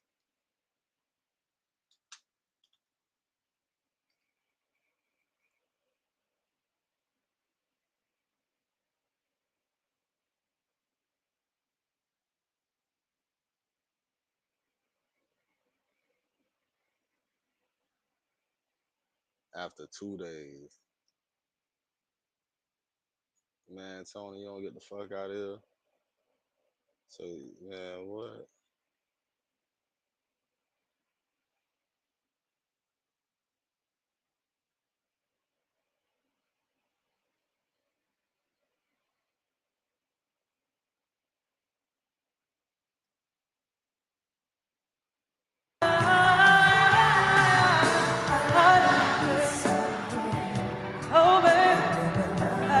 After Trina and I, he called me the other day. Bruh, I am personally losing my mind over the news that Tony Braxton and Birdman secretly got married last year and then separated after 48 hours. Are you guys a couple? Well, T, that's my girl, my friend, my family. Do you have sex? That's my love, my soldier, my life. She my everything, and I trust. Because you bought her a Bentley truck. Yes. So the implication is that's your girlfriend. She my life. Miss Tony, please come to the front because ain't no way we are dealing with this drama in your big age. And Birdman as well. Y'all are both too grown for this kind of drama. And you know what's even worse? The streets are saying that the marriage and the divorce may have been a way for Tony to hustle Birdman. Because homegirl is baroque. Baroque. Child, I'm gonna need y'all to get seated because it's messy as hell. So for just a bit of background about the relationship and how we got to the two of them getting married and separating after 2 days. The first thing you should know is that Tony and Birdman have been friends for the longest time. And to the surprise of many, they went public with their relationship in June of 2016, and they were even rumored to have eloped in 2017, but Tony shut down those rumors. Tony did, however, previously talk about their relationship in an interview with People in 2018, when she admitted how long they had been friends and how she never expected a romantic relationship. She said, "He's been my bestie for like 15 or 16 years. He has come to my baby showers, my plays, my shows. I never thought we would be dating or getting married. It's comforting to have someone tell you it's okay to be ill and that you don't have to be Wonder Woman at all times." Every night he would ask me, "Are you okay? Are you good?" I said, "Oh my God, he's such a great guy." When Birdman finally made his move, he told me he always liked me. And I was like, "You never told me." And he's like, "Well, you were married." He said, "I was always digging you." Now, although battling a disease that involves the constant threat of blood clots and pulmonary embolism can be mentally, physically, and emotionally draining, Tony said she never had to fake the state of her lupus around Birdman because he always understood. She added, "I can get on television when I'm having a terrible day and tell them it's a good day. And he'll say, 'No, it's not. I can tell. I've always had issues dating because I was ashamed to have lupus and felt like no one would want to take care of a woman with lupus. I was insecure." But they were doing Braxton family. Unfortunately, she couldn't Together. And I said, the wedding's not a good reason because it's messing up my relationship a little bit. He's like, "Come on, Michelle, set a date." I know. That's what he calls you? Calls me Michelle. Doesn't call me Tony at all. That's my middle name, Tony Michelle. Yeah. Set a date. He said before the year's out. So I have, what, a couple weeks. Couple weeks. Yeah. So he's 40. He called me. So he's 45, you're 51. He's 49. 49. Unfortunately, she couldn't get them all together. You know, in her interview with People, Tony also talked about how excited she was to get married when she said, "This is my second wedding and I'm over 40. It's like Carrie Bradshaw, the last bride over 40. So I want something that's elegant and a little sexy. I've already done the beautiful belle dress at my first wedding. This time I want something that's more vintage. 20s and 30s like Great Gatsby themed." As for her groom's must list, Tony said, he wants macaroni and cheese. I said, "Can we have macaroni and cheese balls details to keep it pretty. Toni also said she would let Birdman have his say about the location, adding, "We talked about Atlanta, but he said no because he didn't want any remnants of my first wedding." The wedding never actually happened, and Toni said they kept pushing the date because of work commitments, but that was just total BS. If she wanted to marry the man, she could have. Remember, shortly after this is when Toni said she lost her $1 million engagement ring to apparent theft after leaving it in her checked luggage, and this whole situation was just super fishy. Then the next thing we knew, the two broke up in 2019, and at the same time, Birdman wrote a solitary and cryptic "It's over" caption on his Instagram, and then proceeded to delete every picture of Toni from his account. On the other hand, Toni posted a pic of herself in a red gown and wrote in the caption, "Starting a new chapter isn't always an easy choice, but always choose to be chosen. Cheers to a new year." But the two then appeared to reconcile weeks later after reuniting on stage during Toni's tour stop in Atlanta, Georgia at the Fox Theater. But then in December 2023, Toni shut down marriage rumors, writing #fake news on an Instagram post when she said, "My dear friend at Birdman and I are not married. Never been married. We are both single." Now, what we are finding out is that they actually got married, y'all, and then separated literally 48 hours later. Like, what the hell is going on? First of all, in court documents TMZ got their hands on, Toni and Birdman used only their initials TB and BW. And while they probably hoped the details would remain a secret, it didn't take much to realize that the documents were about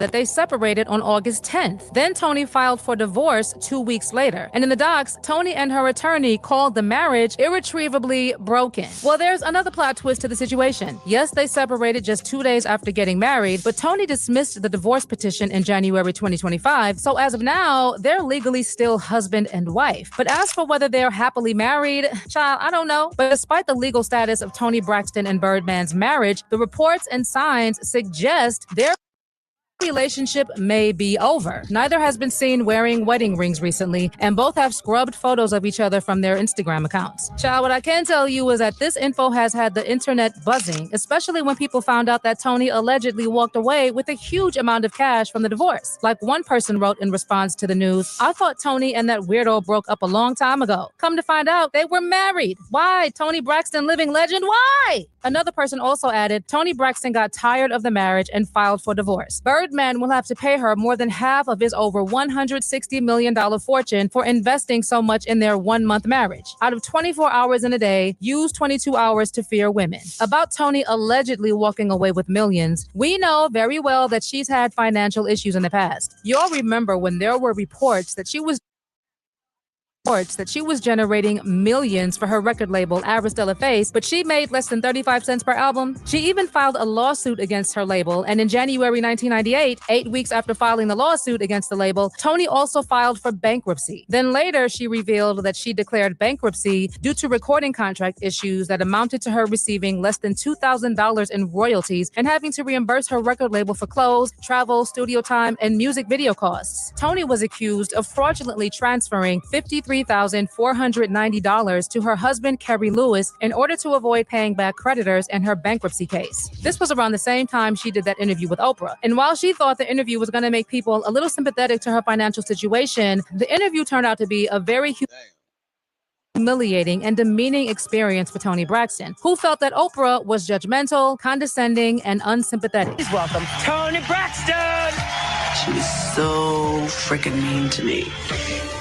I was in shock. Do you take responsibility for the situation that you're in right now? 100%. 100%? 100%. I couldn't believe it because I loved her so much. I admired her and looked up to her. And she pretty much reprimanded me. I read that you were upset about stories that your overspending caused this. She says to me, "I hear you have Gucci flatware." I'm a Winfrey and I don't have Gucci flatware.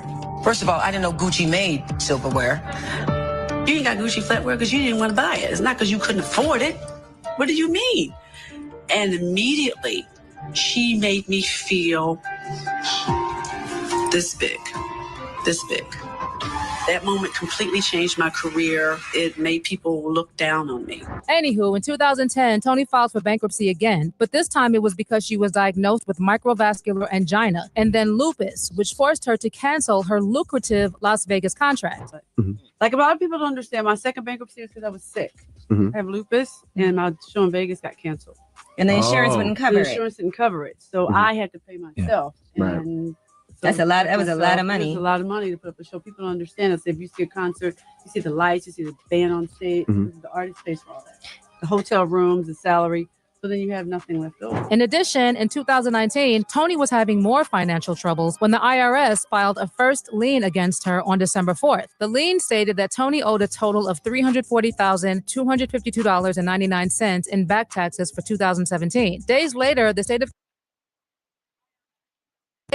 of California Franchise Tax Board also hit her with a tax lien of their own over $116,154.64 for money owed, bringing the total to nearly $500,000 in back taxes. So this is why some people are assuming that the marriage and divorce was probably just a money grab. I don't know. Maybe it's a storyline for the show. But whatever shenanigans are going on between Toni and Birdman are just hilarious at this point. Like, why do you think they got married? Y'all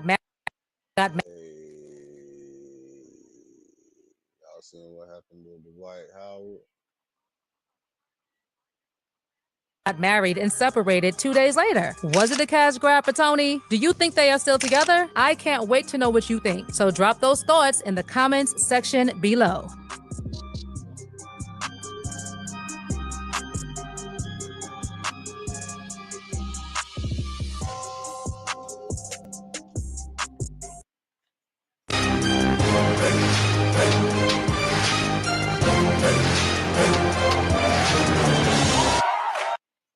Wake that ass up.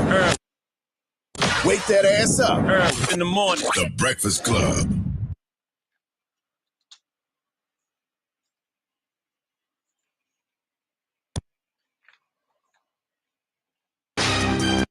Wake that ass. There needs to be classes, in my opinion, to educate. There needs to be classes, in my opinion, to educate people. I didn't say men. To educate people on exactly what they're getting into. Because at one time in this world, a marriage was between man, woman, and God. No. A marriage is basically saying, I'm such a sucker for this person. I'm willing to allow them and their government to run my life. And if it go bad, that person and their government determines what happens to me. Are you ready for that with your hard working? It don't matter how hard you worked. If you allow this to happen to you, you're going to lose. Unless you hit rock bottom. You ain't got no money. Well, speaking of Atlanta, you know, I got to ask because I'm the woman in the room. Are you legally married to my girl, Amy Luciani? Oh, yeah. It's always some rumors, but just keep that side of my life private so everybody ain't got nothing to say. Yeah. Keep that private and keep it moving. I got some of the craziest cars I could have had. Brabus, this car was $1.2 million. 6x6, big old truck. $1.2 million. Rolls Royces, Maybachs, all these cars. Sold all of them. Got 2 cars back, but they was better than all of them. Yeah. Drive better, feel better, cost effective.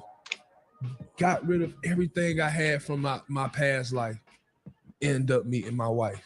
Everything I got back greater because I was willing to give up. What are you willing to give up to get? 6 months later.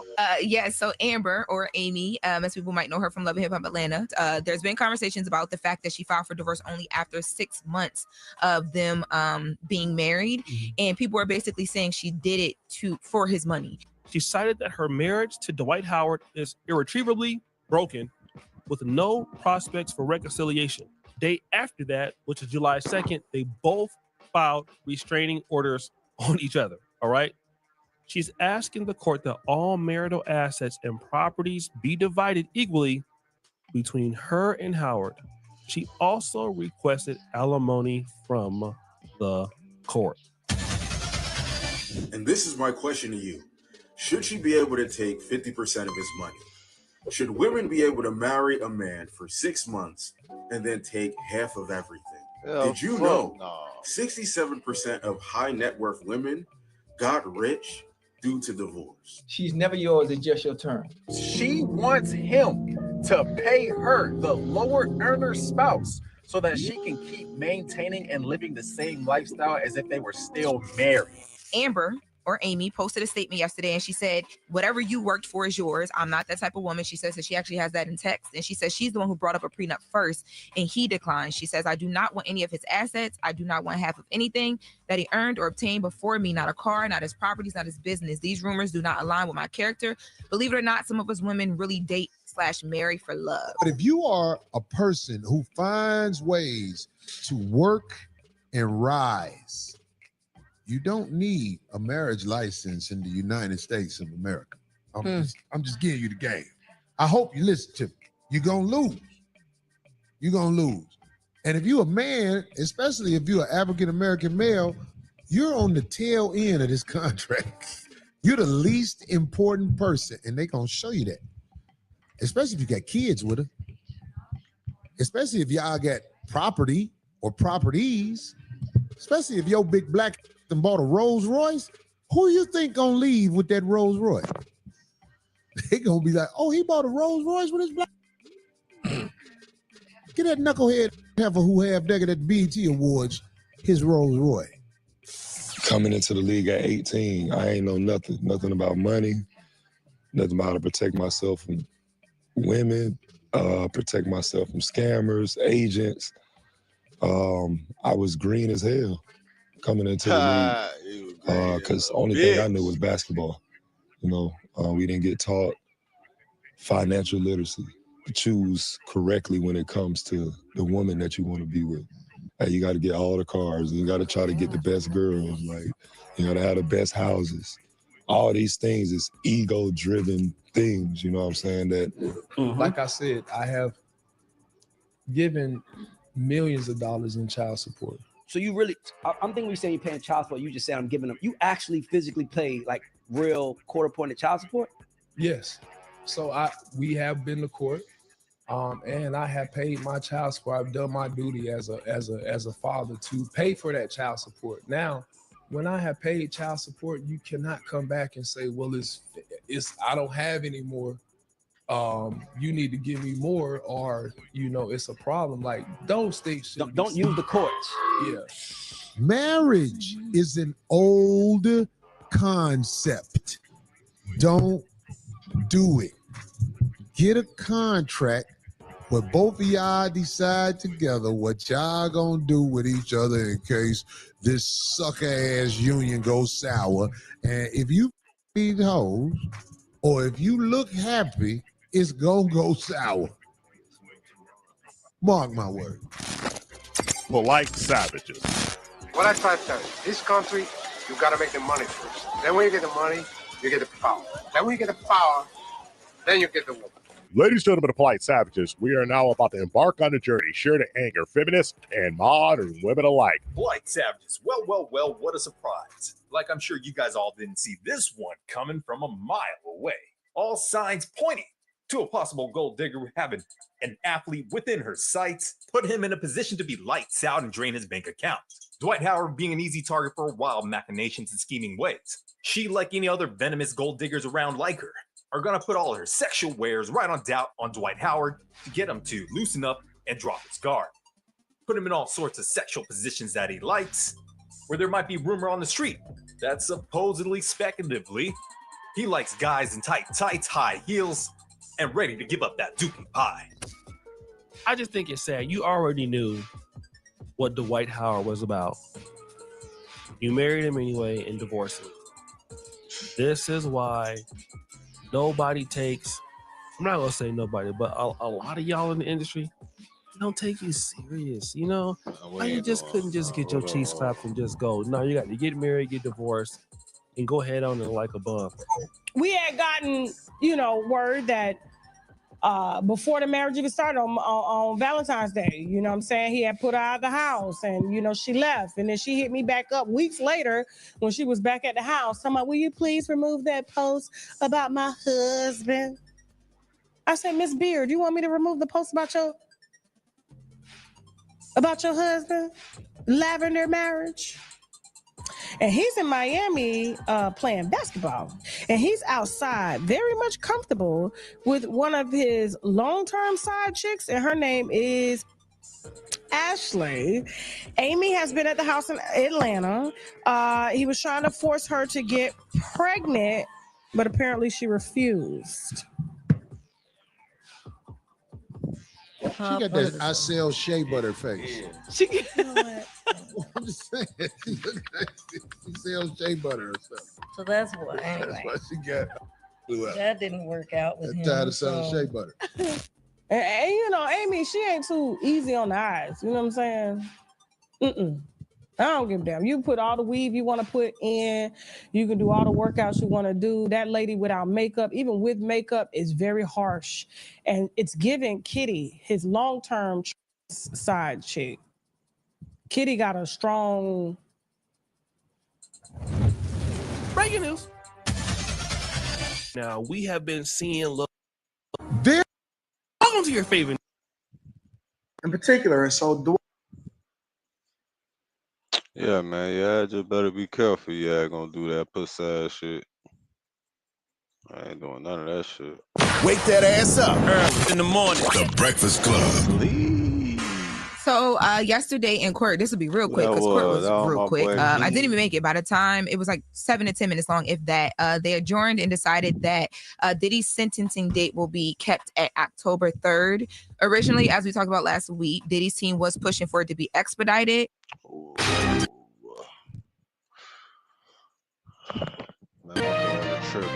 Want to manage your business?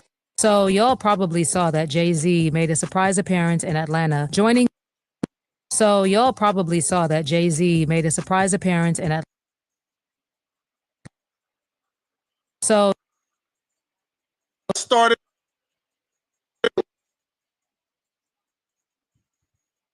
All right. Congratulations to Klay Thompson. Klay Thompson has now popped his wife.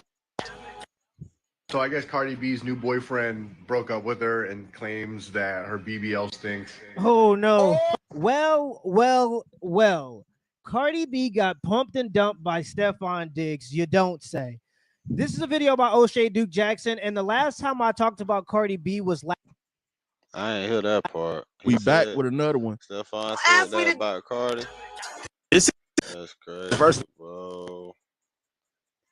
So y'all probably saw that Jay-Z made a surprise appearance in Atlanta, joining Beyonce on stage for a high-energy run-through of Crazy in Love and his own Black Album classic public service announcement. And after the performance, there were videos of him leaving with Rumi making rounds. I mean, y'all can already guess the comments that followed, right? Yep, Beyonce has got her entire family working except for Sir. Once again, people started questioning why Sir never makes any public appearances, with some sources even claiming that he is currently unwell and that Beyonce has been making secret hospital visits with him. Yes, there have been allegations that Sir is probably sickly. And recently, there's actually been a video of Blue holding Rumi and Sir when they were infants. And you can clearly see that Sir has a tube. This actually made people realize that Sir has probably been fighting for his life this entire time. And he really probably doesn't. Yeah, prayers up for Sir. This. You know what I'm saying? Hope all the kids with issues get the help that they need and shit around her, man, because it's a fucked up world we living in. It's an evil world we live in. What started as a Twitter beef between... It's an evil world we living in. All right, y'all. Really? Y'all know what we finna do now, everybody. We finna take a brief intermission. Hold on, matter of fact, we finna take a brief intermission, right? And we gonna go back in the time. We're gonna go back in the time right quick. What the fuck is this, bitch? I ain't click on this. What the fuck is that?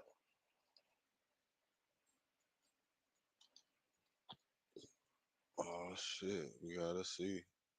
The fuck is that? That shit. Oh. Home Alone. Classic movie, classic movie.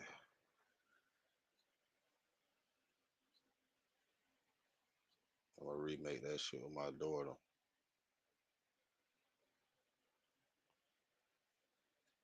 Alone at home.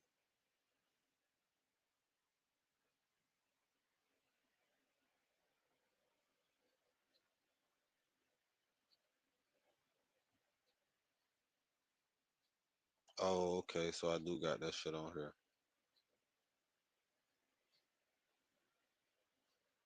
See if you can make it in there. I'm gonna make it in there. Trust and believe. Shut up with that whole ass shit. I'm gonna make it in there. Trust and believe. Trust and believe. That's some whole ass shit. Shut the fuck up, you whole bitch. You the one saying whole ass shit. Hey, he remind me of your other man's B. He remind me of the nigga. He remind of the faggot nigga B. Oh, nah, Havoc is a faggot. No, you.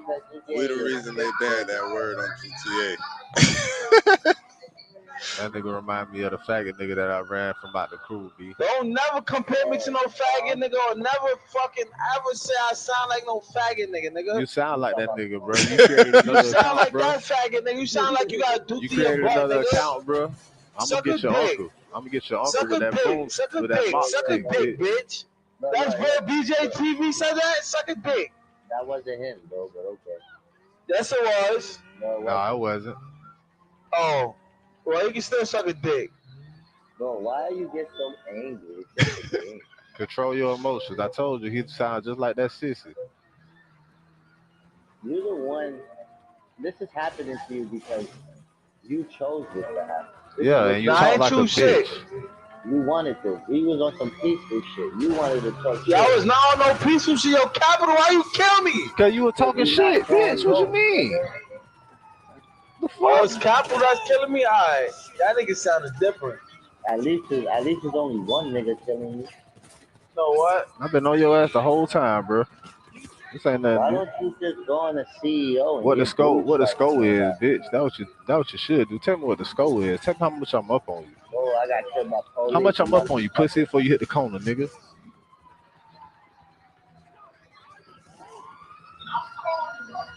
How much I'm up on you, bitch, before you run? How much I'm up on you, faggot? How much I'm up on you trying to run in the police car? Trying to run in the police car. No, I'm just nice with this accuracy. Yo, bro, you dead ass shitty, bro. Y'all niggas is dead ass killing me, bro. I can't even do nothing. Yeah, we smoking that TKO 26. That TKO 26, that's what y'all smoking on? Yeah, smoking that TKO 26. I'm smoking that Capital. I'm smoking that Capital, homie.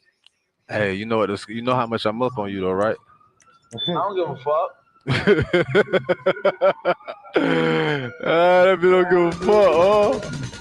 Niggas don't never give a fuck then. Yeah, run, As long as bitch. I kill you, I don't care about none of that shit. As long as I got like 5 to 3 kills on you. You ain't even got that many yet, so why you running away? You need to come back to get them 5. Come back, get them 5. You got 2 more to get.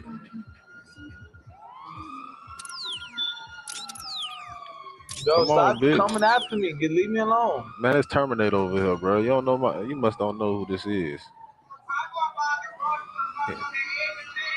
See, when he told me, slow. Don't help him. Don't help him. When he asked me if I wanted to get on, if I wanted to handle something, he activated Terminator mode. You bitch. mad? I'll put my dick in your bitch face and jiggle it. I jiggle my balls in your bitch face. You mad? Oh. He's about to dip. Yeah. Fuck, nigga. He's gonna end up I don't give a losing fuck where they put you at. They can put you in the motherfucking corner or the fucking Oval Office, nigga. I'ma find you, nigga. The word too? Y'all niggas is dead shit. Watch y'all going past some more. Is that right? You ain't hear what I said? I said the corner of an Oval Office, nigga. The Oval Office ain't got no damn corner, nigga. Ain't no corner, bitch. It's an Oval Office.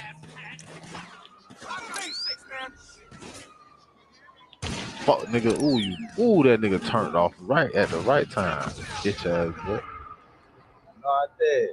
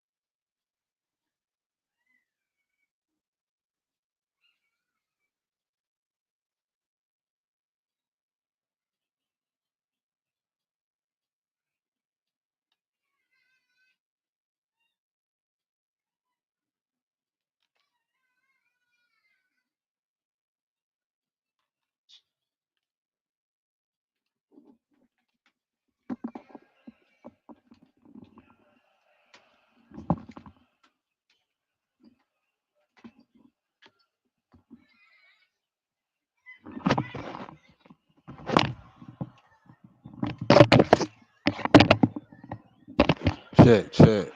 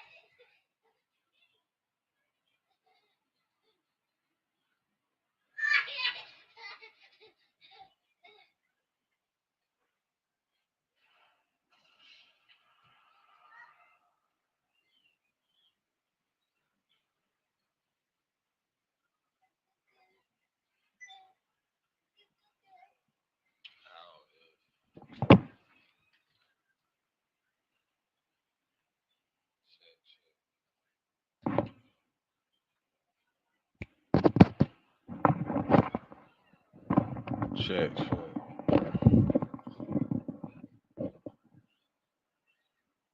Yo, but that's not even. Oh no, man.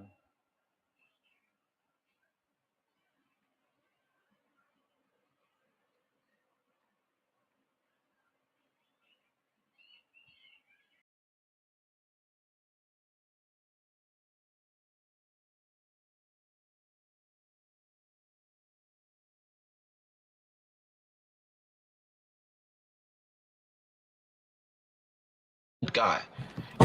I'll see it later. But I'm so locked in, I can't even talk. I'll see it later. I'm on it. Go get him. Come on. Come on. Come on. Who the fuck? You think we worry about many? You need to be worried about who we got. That's Club Nick. No, it been out for about a week now. I don't know how long, but I don't even play it. Shit. Come on. You need to worry about who we got. I like to beat him. Worry about who we got. Come on. Gracious. We playing my brother Shalanda, man. Thank you for that follow, Mike. All hands on deck. Oh, we already know this. We already know what it is. You know my first read? You know my first read? Of course I do. Absolutely. Absolutely. Okay, you know my first read, y'all.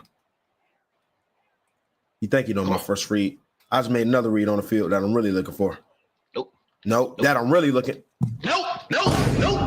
Come on. We good. 6 up. Been touching yourself too much. 6 up. We good. Yourself too much. Come on. Stop touching yourself at night. Get off that black.com, man. Come on. Let's go. Here we go. Come on. Anyway, we good. Come on. What's good? What's up with you, Mr. Mo? What's up, brother? Shout out everybody on the profile, man. Link in the bio if you want to go. Come over. Double tap the screen, man.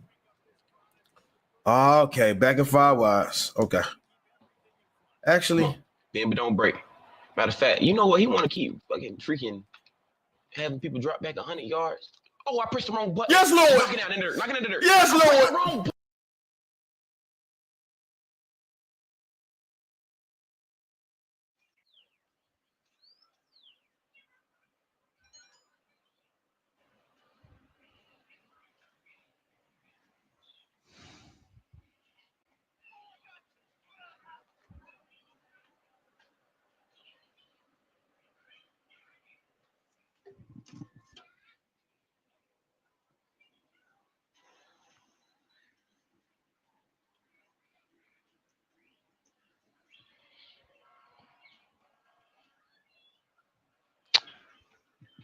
What happened to my audio, bro?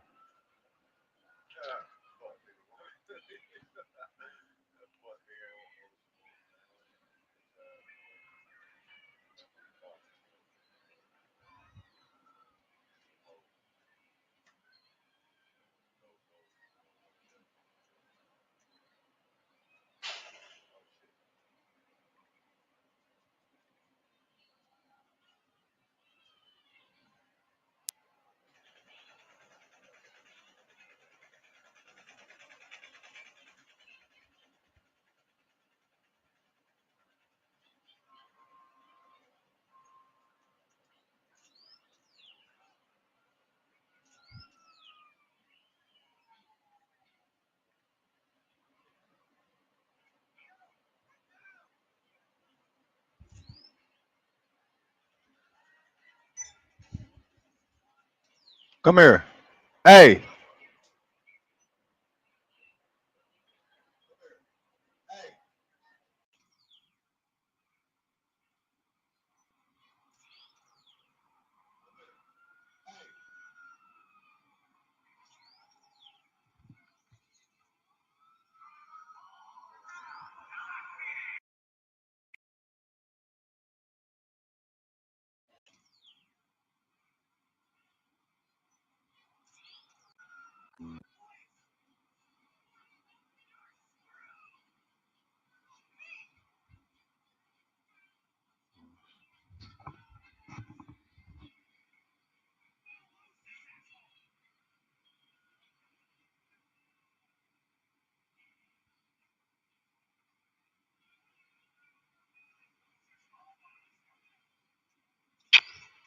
That's some pussy ass shit.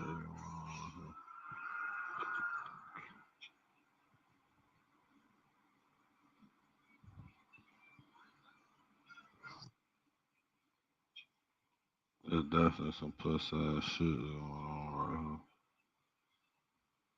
Why the fuck is not showing nothing no more?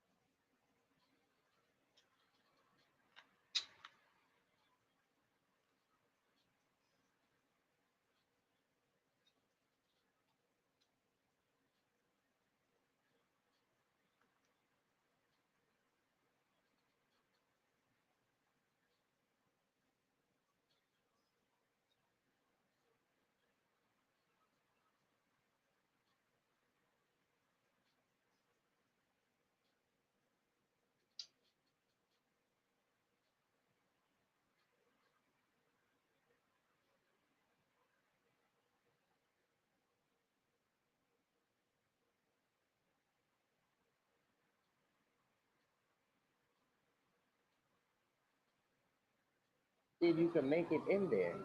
I'm gonna make it in there. Trust and believe. Shut up with that whole ass shit. I'm gonna make it in there. Trust and believe. Trust and believe. That's some whole ass shit. Shut the fuck up, you whole bitch.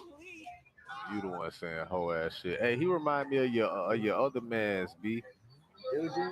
He remind me of the nigga. He remind of the faggot nigga B.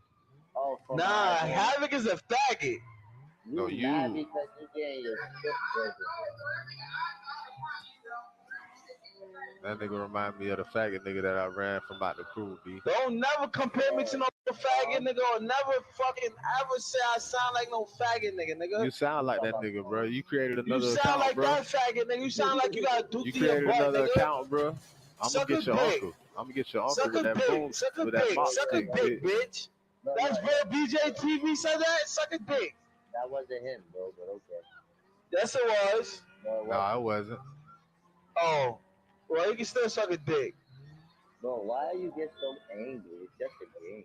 Control your emotions. I told you he sound just like that sissy. You're the one. This is happening to you because you chose this to happen. Yeah, and you talk like a bitch. You wanted to. We was on some peaceful shit. You wanted to talk shit. Y'all was not on no peaceful shit. Yo, Capital, why you kill me? Cause you were talking shit, bitch. What you mean? Oh, it's Capital that's killing me? Alright. That nigga sounds different. At least there's only one nigga telling you. You know what? I've been on your ass the whole time, bro. Why don't you just go on a CEO? What the scope is, bitch. That nigga crazy, man. What the scope is. Nigga can't talking shit to me. He thought I wasn't finna smoke his ass. Before you hit the corner, nigga.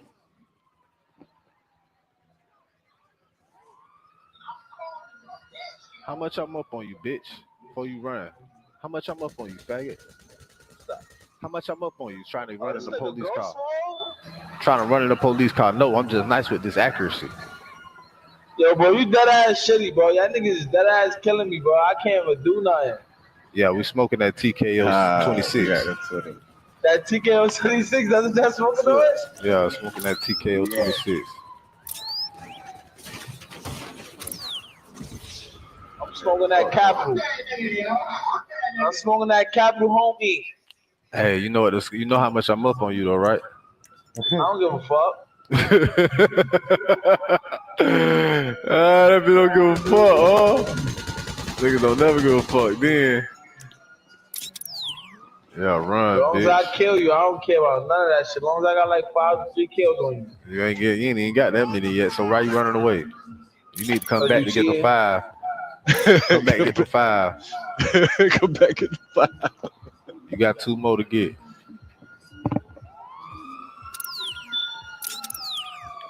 Yo, Come stop on, bitch. coming after me. Leave me alone. Man, it's Terminator over here, bro. You don't know you must don't know who this is. See, when he told me, slow. Don't help him. Don't help him. When he asked me if I wanted to get on, if I wanted to handle something, he activated Terminator mode. You bitch. mad? I'll put my dick in your bitch face and jiggle it. I jiggle my balls in your bitch face.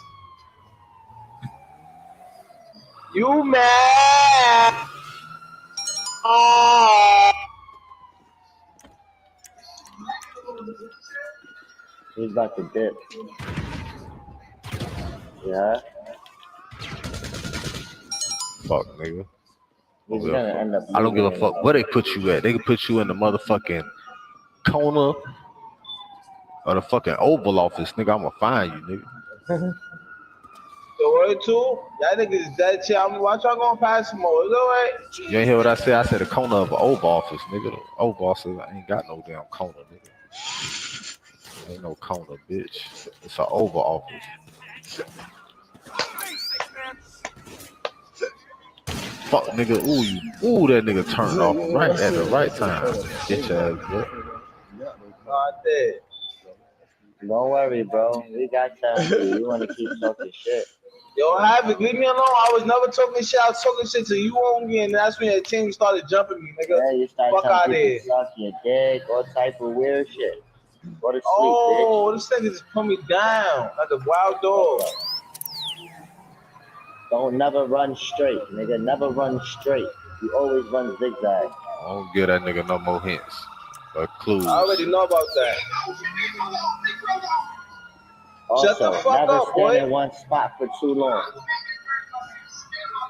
Yo, Havoc, chill. Say sorry, GMB. Suck my dick. You see? You see? Oh, and you got money on your head. We need that.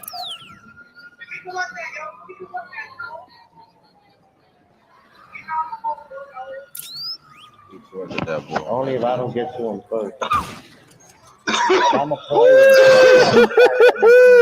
I should have recorded that shit. Hold on, let me see if I can say that one. God damn.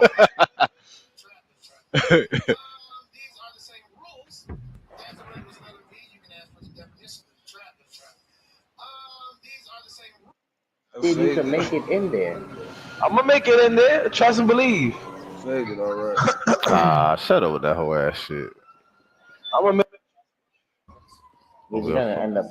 I should have recorded that shit. Hold on. I'm a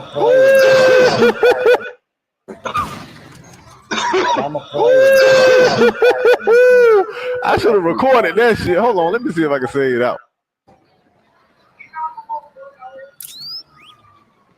Only if I don't get to him first. I should have recorded that shit. Hold on, let me see if I can say that one. God.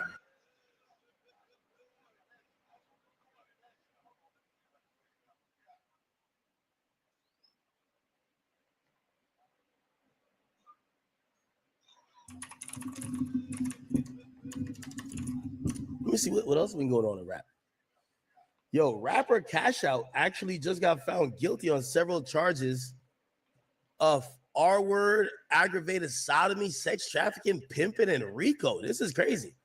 So Cash Out caught like basically some Diddy charges, except like what he was doing was actually like pimping, supposedly. Like he was recruiting women, having them sell their bodies and other things against their will. And he got indicted for it. And today the verdict was read. Cash Out verdict. And the verdict was read. And this is what happened. Here we go. That breaking news here live at 5. Atlanta rapper Cash Out has just been found guilty of most charges against him. He and 2 others on trial accused of luring women into prostitution. Atlanta News First, Jasmine Alston is live at Fulton County Courthouse where that verdict was just read aloud. And this came down in the last 30 minutes, Jasmine. Now, that's right. And all 3 defendants were found guilty of violating the Georgia RICO Act, which is what prosecutors wanted to prove in this case, that the rapper Cash Out, his mom, Linda Smith, and a 3rd co-defendant were operating a sex trafficking enterprise. The rapper, whose real name is John Michael Gibson, his mom, Linda Smith, also known as Mama Cash Out, and Tyrone Taylor were all facing multiple charges, including trafficking of a person for sexual servitude, pimping, and rape. And of course, that RICO charge. The jury found the trio guilty on most of those charges they faced, but not guilty of some of them. In this weeks-long trial, prosecutors tried to prove the 3 of them were running a business and luring women into prostitution, and several of the alleged victims testified. Now, we do know the jury deliberated all day starting early this morning, and then they came back with a verdict about 30 minutes ago. And once that verdict was read, all 3 of the defendants were handcuffed and walked out of the courtroom. The judge also saying that there will be a sentencing hearing for all 3 on Monday morning. Live at the Fulton County Courthouse, Yasmina Alston, Atlanta News First. Yeah, I'm trying to see if there's a moment where the verdict is actually read. I want to see if we can see it. Damn.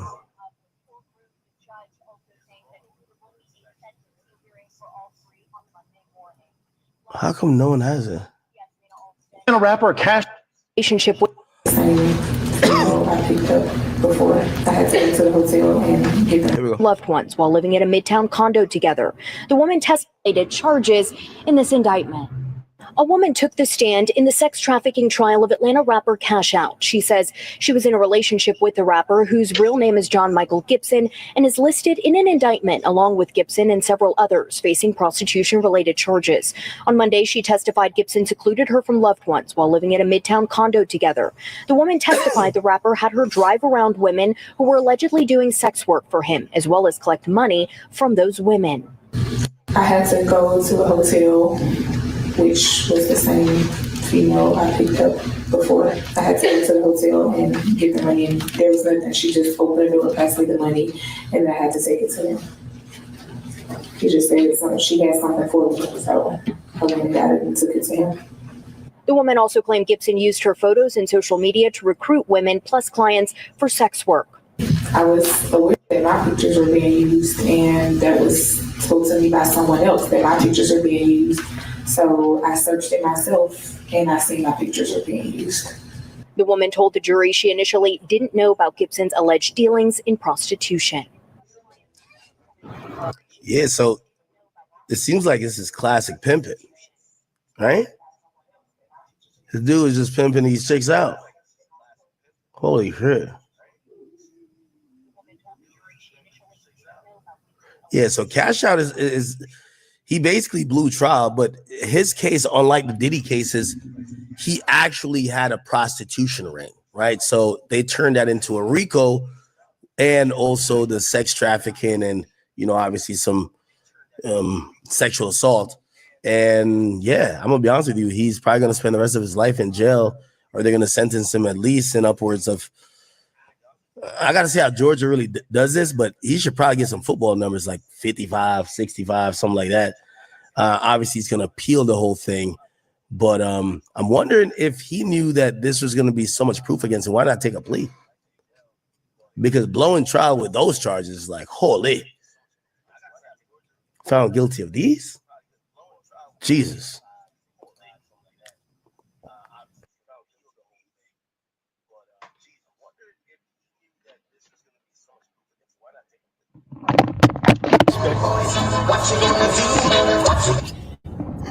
Hello?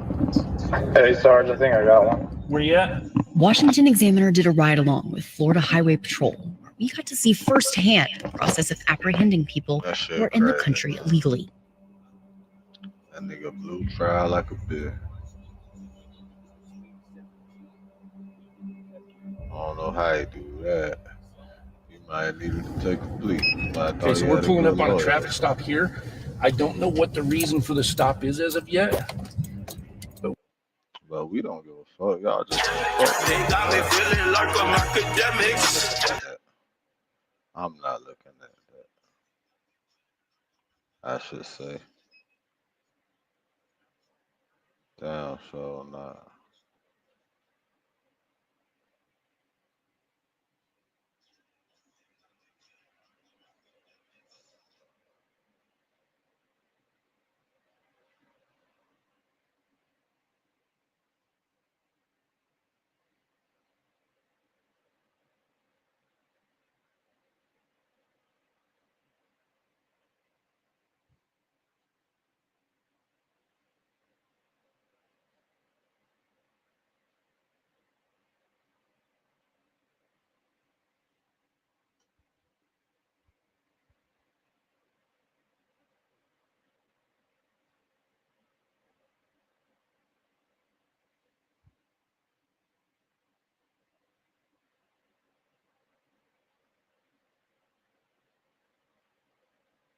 Anyway. What's poppin', Z? What's poppin', Goddess? What's poppin', Kick? What's poppin'? What's up, man? I will. Anyway. What's poppin', Z? What's poppin', Goddess? What's poppin', Kick? What's poppin'? What's up,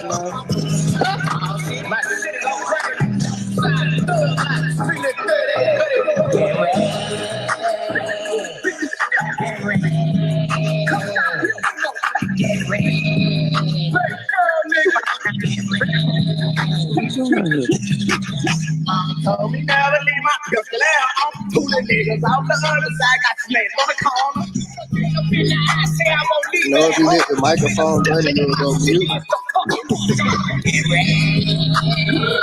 shit loud again. Bitch, we stepping on anything coming down here. Bitch ass nigga.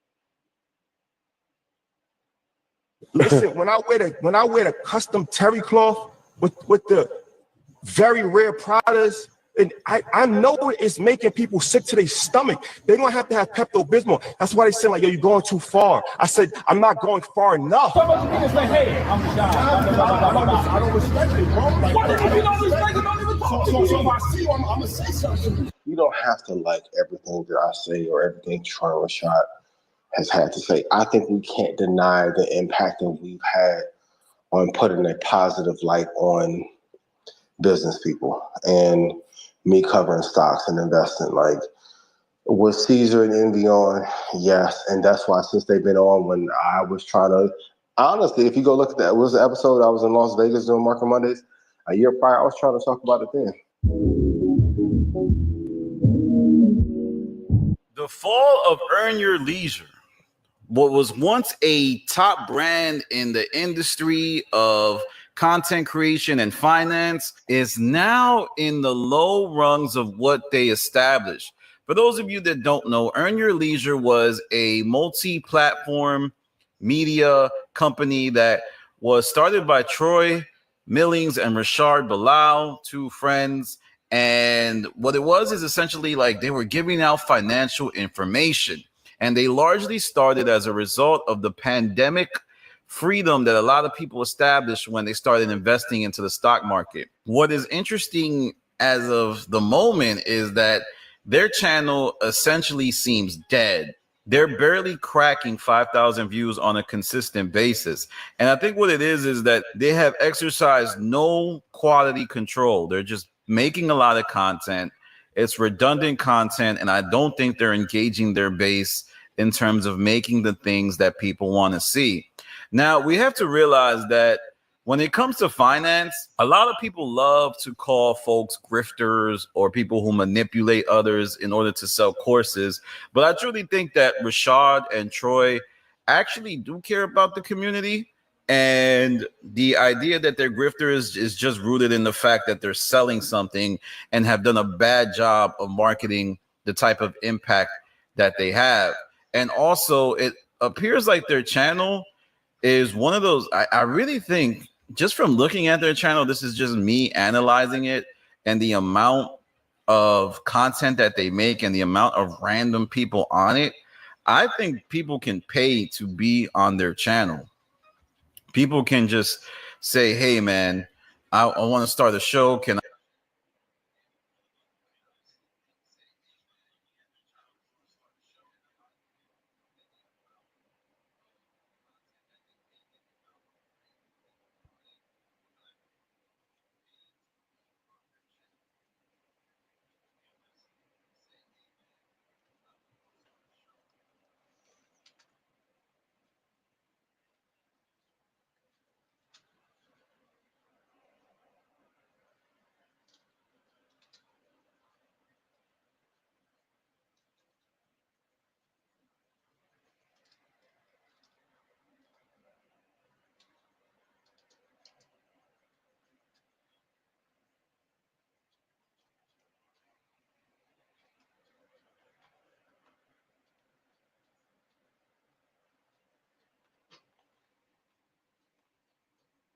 You okay? You need fire to check you out? I got lupus.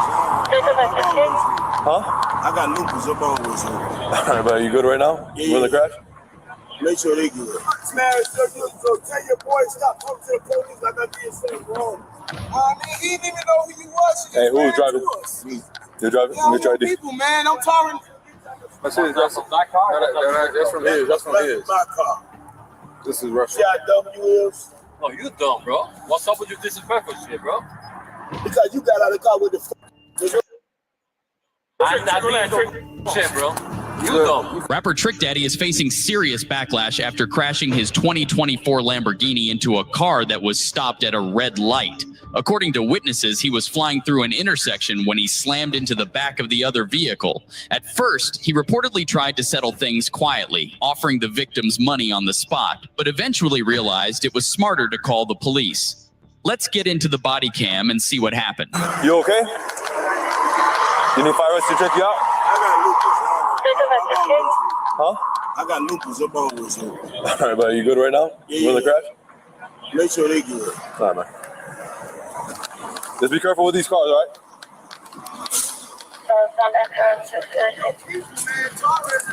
Man, so tell your boy stop talking to the police like I did something wrong. He didn't even know who you was. Hey, who was driving? Me. You're driving? Let me try to people, man. I'm talking. All right, so you at the stop sign and then what? You hit So how this? That's it. That's it. I think it was a couple cars. Were you trying to change lanes when this happened? You were stopped at the light. At first, the rapper lied to officers, claiming the victims were driving and attempting to change lanes. But the truth is, they were simply stopped at a red light. I didn't even see it. I ain't gonna lie to you. We were in a conversation at the red light talking and did just. What happened was, once he hit you, it like moved. So that's how you. So you got the paperwork or not? You know who that is? I gotta find this stuff. Huh? That's true. I gotta find this stuff. I know who it is. So why he mad at us? Oh, that's a celebrity or not? We got to do our job. You Should have. I get out or should I sit down? Are you hurt? My chest hurts. Your chest hurt? Then wait. You got fire rescue right here. No. You know who hit us? He's hurt. You got your ID on you? Am I ID? Yeah. Shoot. Yes, and he mad at us like we did something. I was in the back chair. I wasn't driving though. Yeah, we still got to put you in the report. So is your car with Texas tag? Yes, I got. He's a pain, so I'm not trying to get. Okay, yeah, I got you. What's up, brother?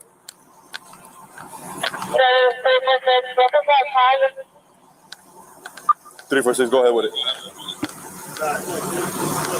There's actually a 2021 orange BMW. Yeah, trick ass tripping, man.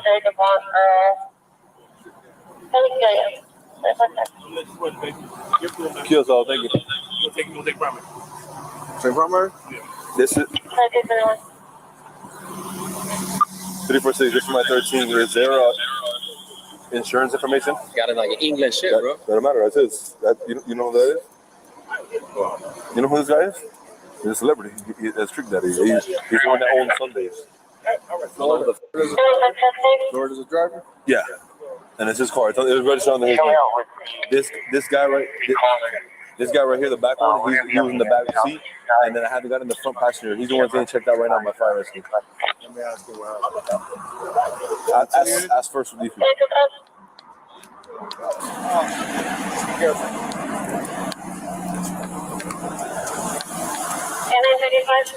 You got it? You good?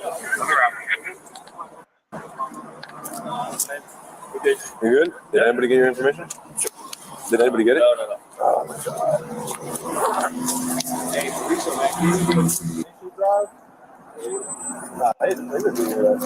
You have your ID? I got my pass. If you want, you can run his tires. It might come back to him. I've ran his tires before. It comes back to him. Where were you just coming from? I was coming from 178, 176. Actually, tell me what happened. You going home? I got to get on right here. I go left, 2 exits, 75 north. Almost. They was okay, so they was going to go this way. Oh, I don't know if they thought they was going this way. They came back over here. But I tried to avoid them, but I couldn't, as you can see. Yeah. But I heard them telling the story like, oh, he just ran it back at us. They don't let them ran it back. Because if I'd have ran it back at them, and they said red light too. If I'd hit him at the red light that hard, All the ass would have been. You see no other cars got the ball. You want the car to be close to your crib or? Man, I just told my manager, I ain't paying for it. They can I'll get fucked. I'm gonna give me another car. They can give me this bitch. I just wrapped this bitch. You see that pretty ass green? Where you want to get sold to? You see that green? Let me say this green. Is your wrist all right? I got lupus. I don't know. You don't know? Does it say they want their car? I never. Hey, you gonna blame the memory on lupus? I got lupus. I don't know what the fuck. I don't know. You want yours to go to your friend or? Yeah. Man, I got lupus. I don't know what the fuck you asking for right now, man. I don't want that. That's from his. That's from his. My car. Hey, you hurt right now? Man, I got lupus, man. I'm always hurt, man. I'm always hurt. Man, go check on the. Bro, you go. You too. Yeah, right. Go ahead and do it. Go ahead and do it. I'm waiting for it. You too. You already had it. Well, you have to be disrespectful, bro. Because I tried to come and talk to you. You tell me, all right, What's up, bro? So y'all both was the light team? Hey, that bitch trick crazy, man. He go from here to over here. I try to come all the way over. You can see, I try to come all the way over. I ain't hit him. I hit a bump. But if somebody, he telling the man right there, Trick was trying to air that bitch out, man. It's alright, Trick. So you saying that he cut all the way over and you try to avoid him? He just told him. I'm sitting there this camera on that light. They'll be able to pull that shit. Like that don't make no sense. I'm gonna knock him. If I hit him that hard, I'm gonna knock him to. If he's sitting in the light, I'm like, it's 5-6 cars.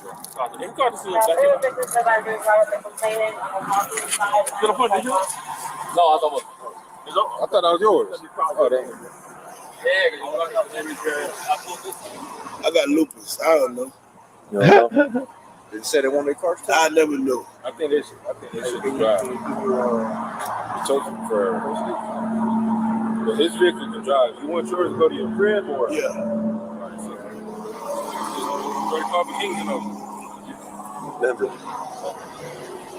Denver. That man crazy. T-double-D. They come back to it. Trick Daddy Dollars. Hey, Mendoza, we gotta roll one up for Trick, man. Trick ass, be on that trick ass shit. I can move this. I know what the hell happened. Nah, I ain't moving this. I know exactly what happened. I pull it right there. Yeah, but leave it there. So we leave it in one lane. I know exactly what happened. You got someone in the way? Yeah. I told you. Yeah, flashlight. I told you because it look funny. I was like, you got that gun. You got any convicted fellas. It keeps turning off. Huh? It keeps turning off. Oh. Yes, sir, I got so you need to call for King's 2 times. Ain't no turning off with that. Man, tell them nigga calm down. Get them little 10, 12 hours. I got top of line shit on. They make me pay a lot. Ain't no turning off. Tell them to get their ass and move up out of here. Before I get them up out of here. Damn, man. Is that a retired cop? A retired police car? No, this burp. Oh, yeah, burp on the airbag. Boy, you see that shit there? Yeah, that's probably on the airbag. See my little hair burp? Yeah. All my homeboys got the gray hair out. I turned 50 cents over there. You got a big 50. I said, nigga, put a big 50 on my birthday cake. Nigga, my young old gonna be like, what? 50? Let me see. Sit down. Yeah, well, one on the front and one back. Because how far do you stay? Where? Sorry, driving smooth, right?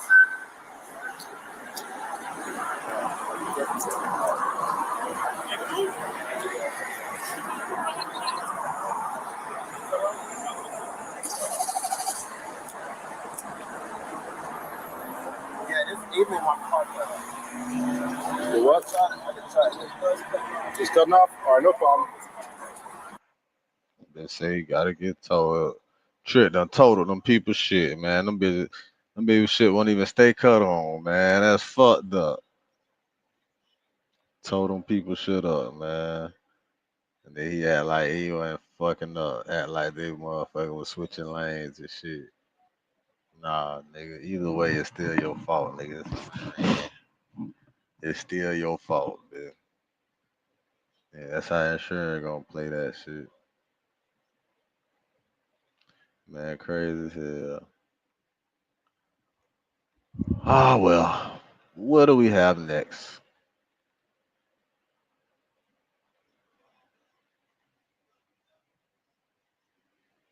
I'm just doing random shit right now. I'm finna get on the game in a second though, but it was something else I wanted to see. Oh, Jake Paul. We gonna end it with Jake. They say that boy got raided after he put in a lawsuit to sue somebody. Not Jake Paul. I thought Jake Paul was one of them.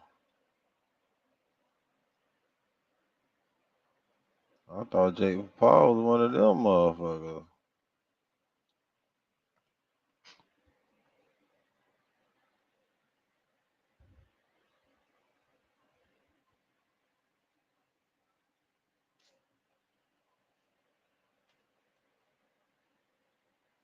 Jake Paul's California mansion has been raided by the FBI. To clarify things and set the record straight, the FBI raid is entirely related to the Arizona looting situation that had happened, and it is an investigation. Jake Paul is setting the record straight.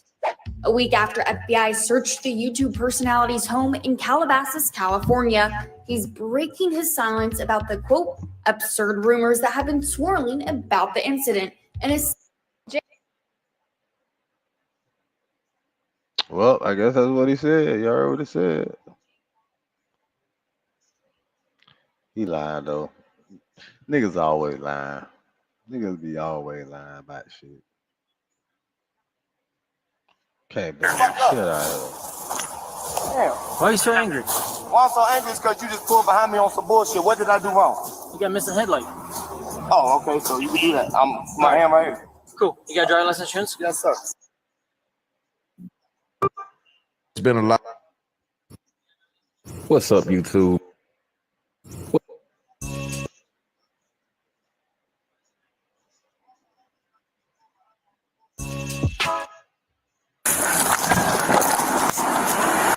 No rap. Y'all better come with it. No rap. Yeah, what's going on, man? Rock the paper.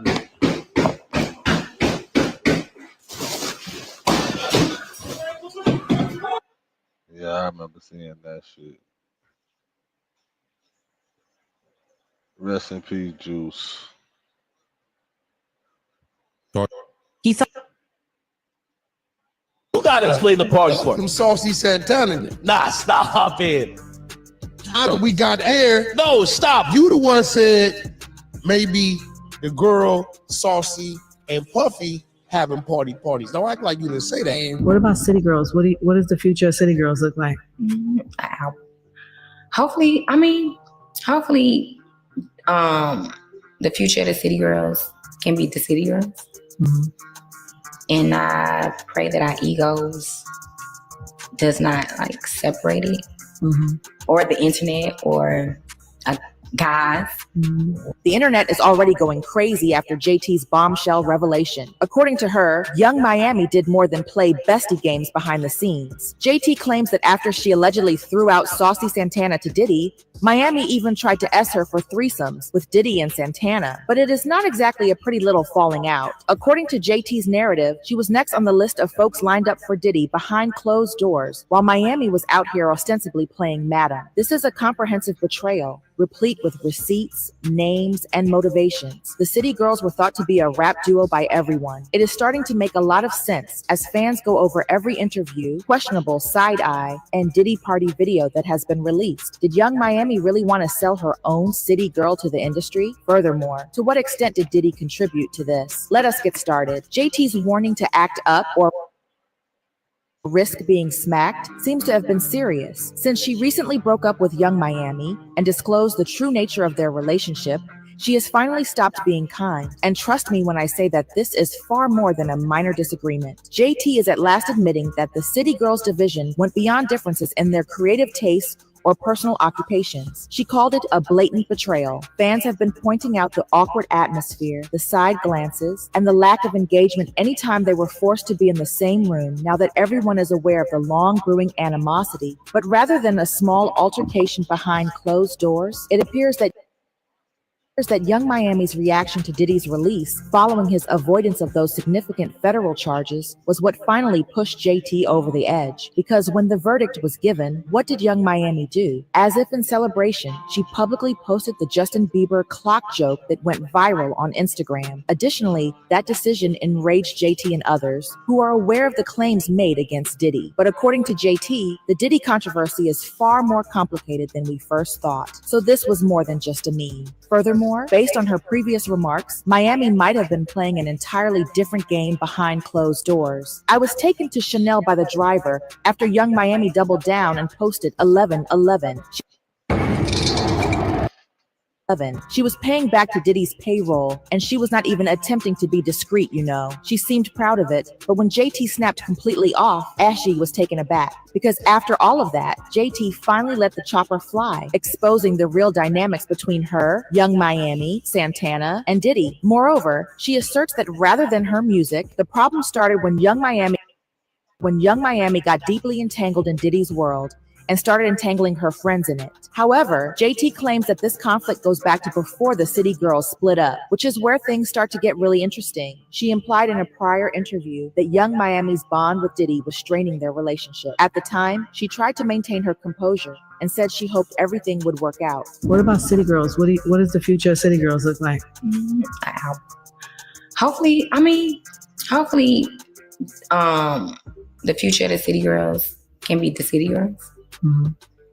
And I pray that our egos does not separate it, Mm-hmm. or the internet.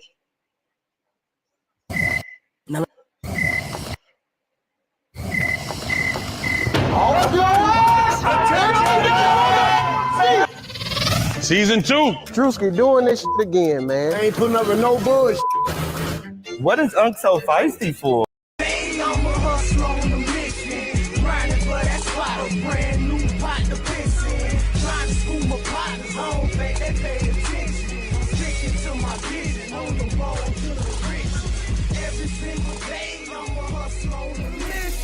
Trying to get 100 M's, nigga, I ain't kidding. I'm on a mission, 24/7, 365, until I reach the head.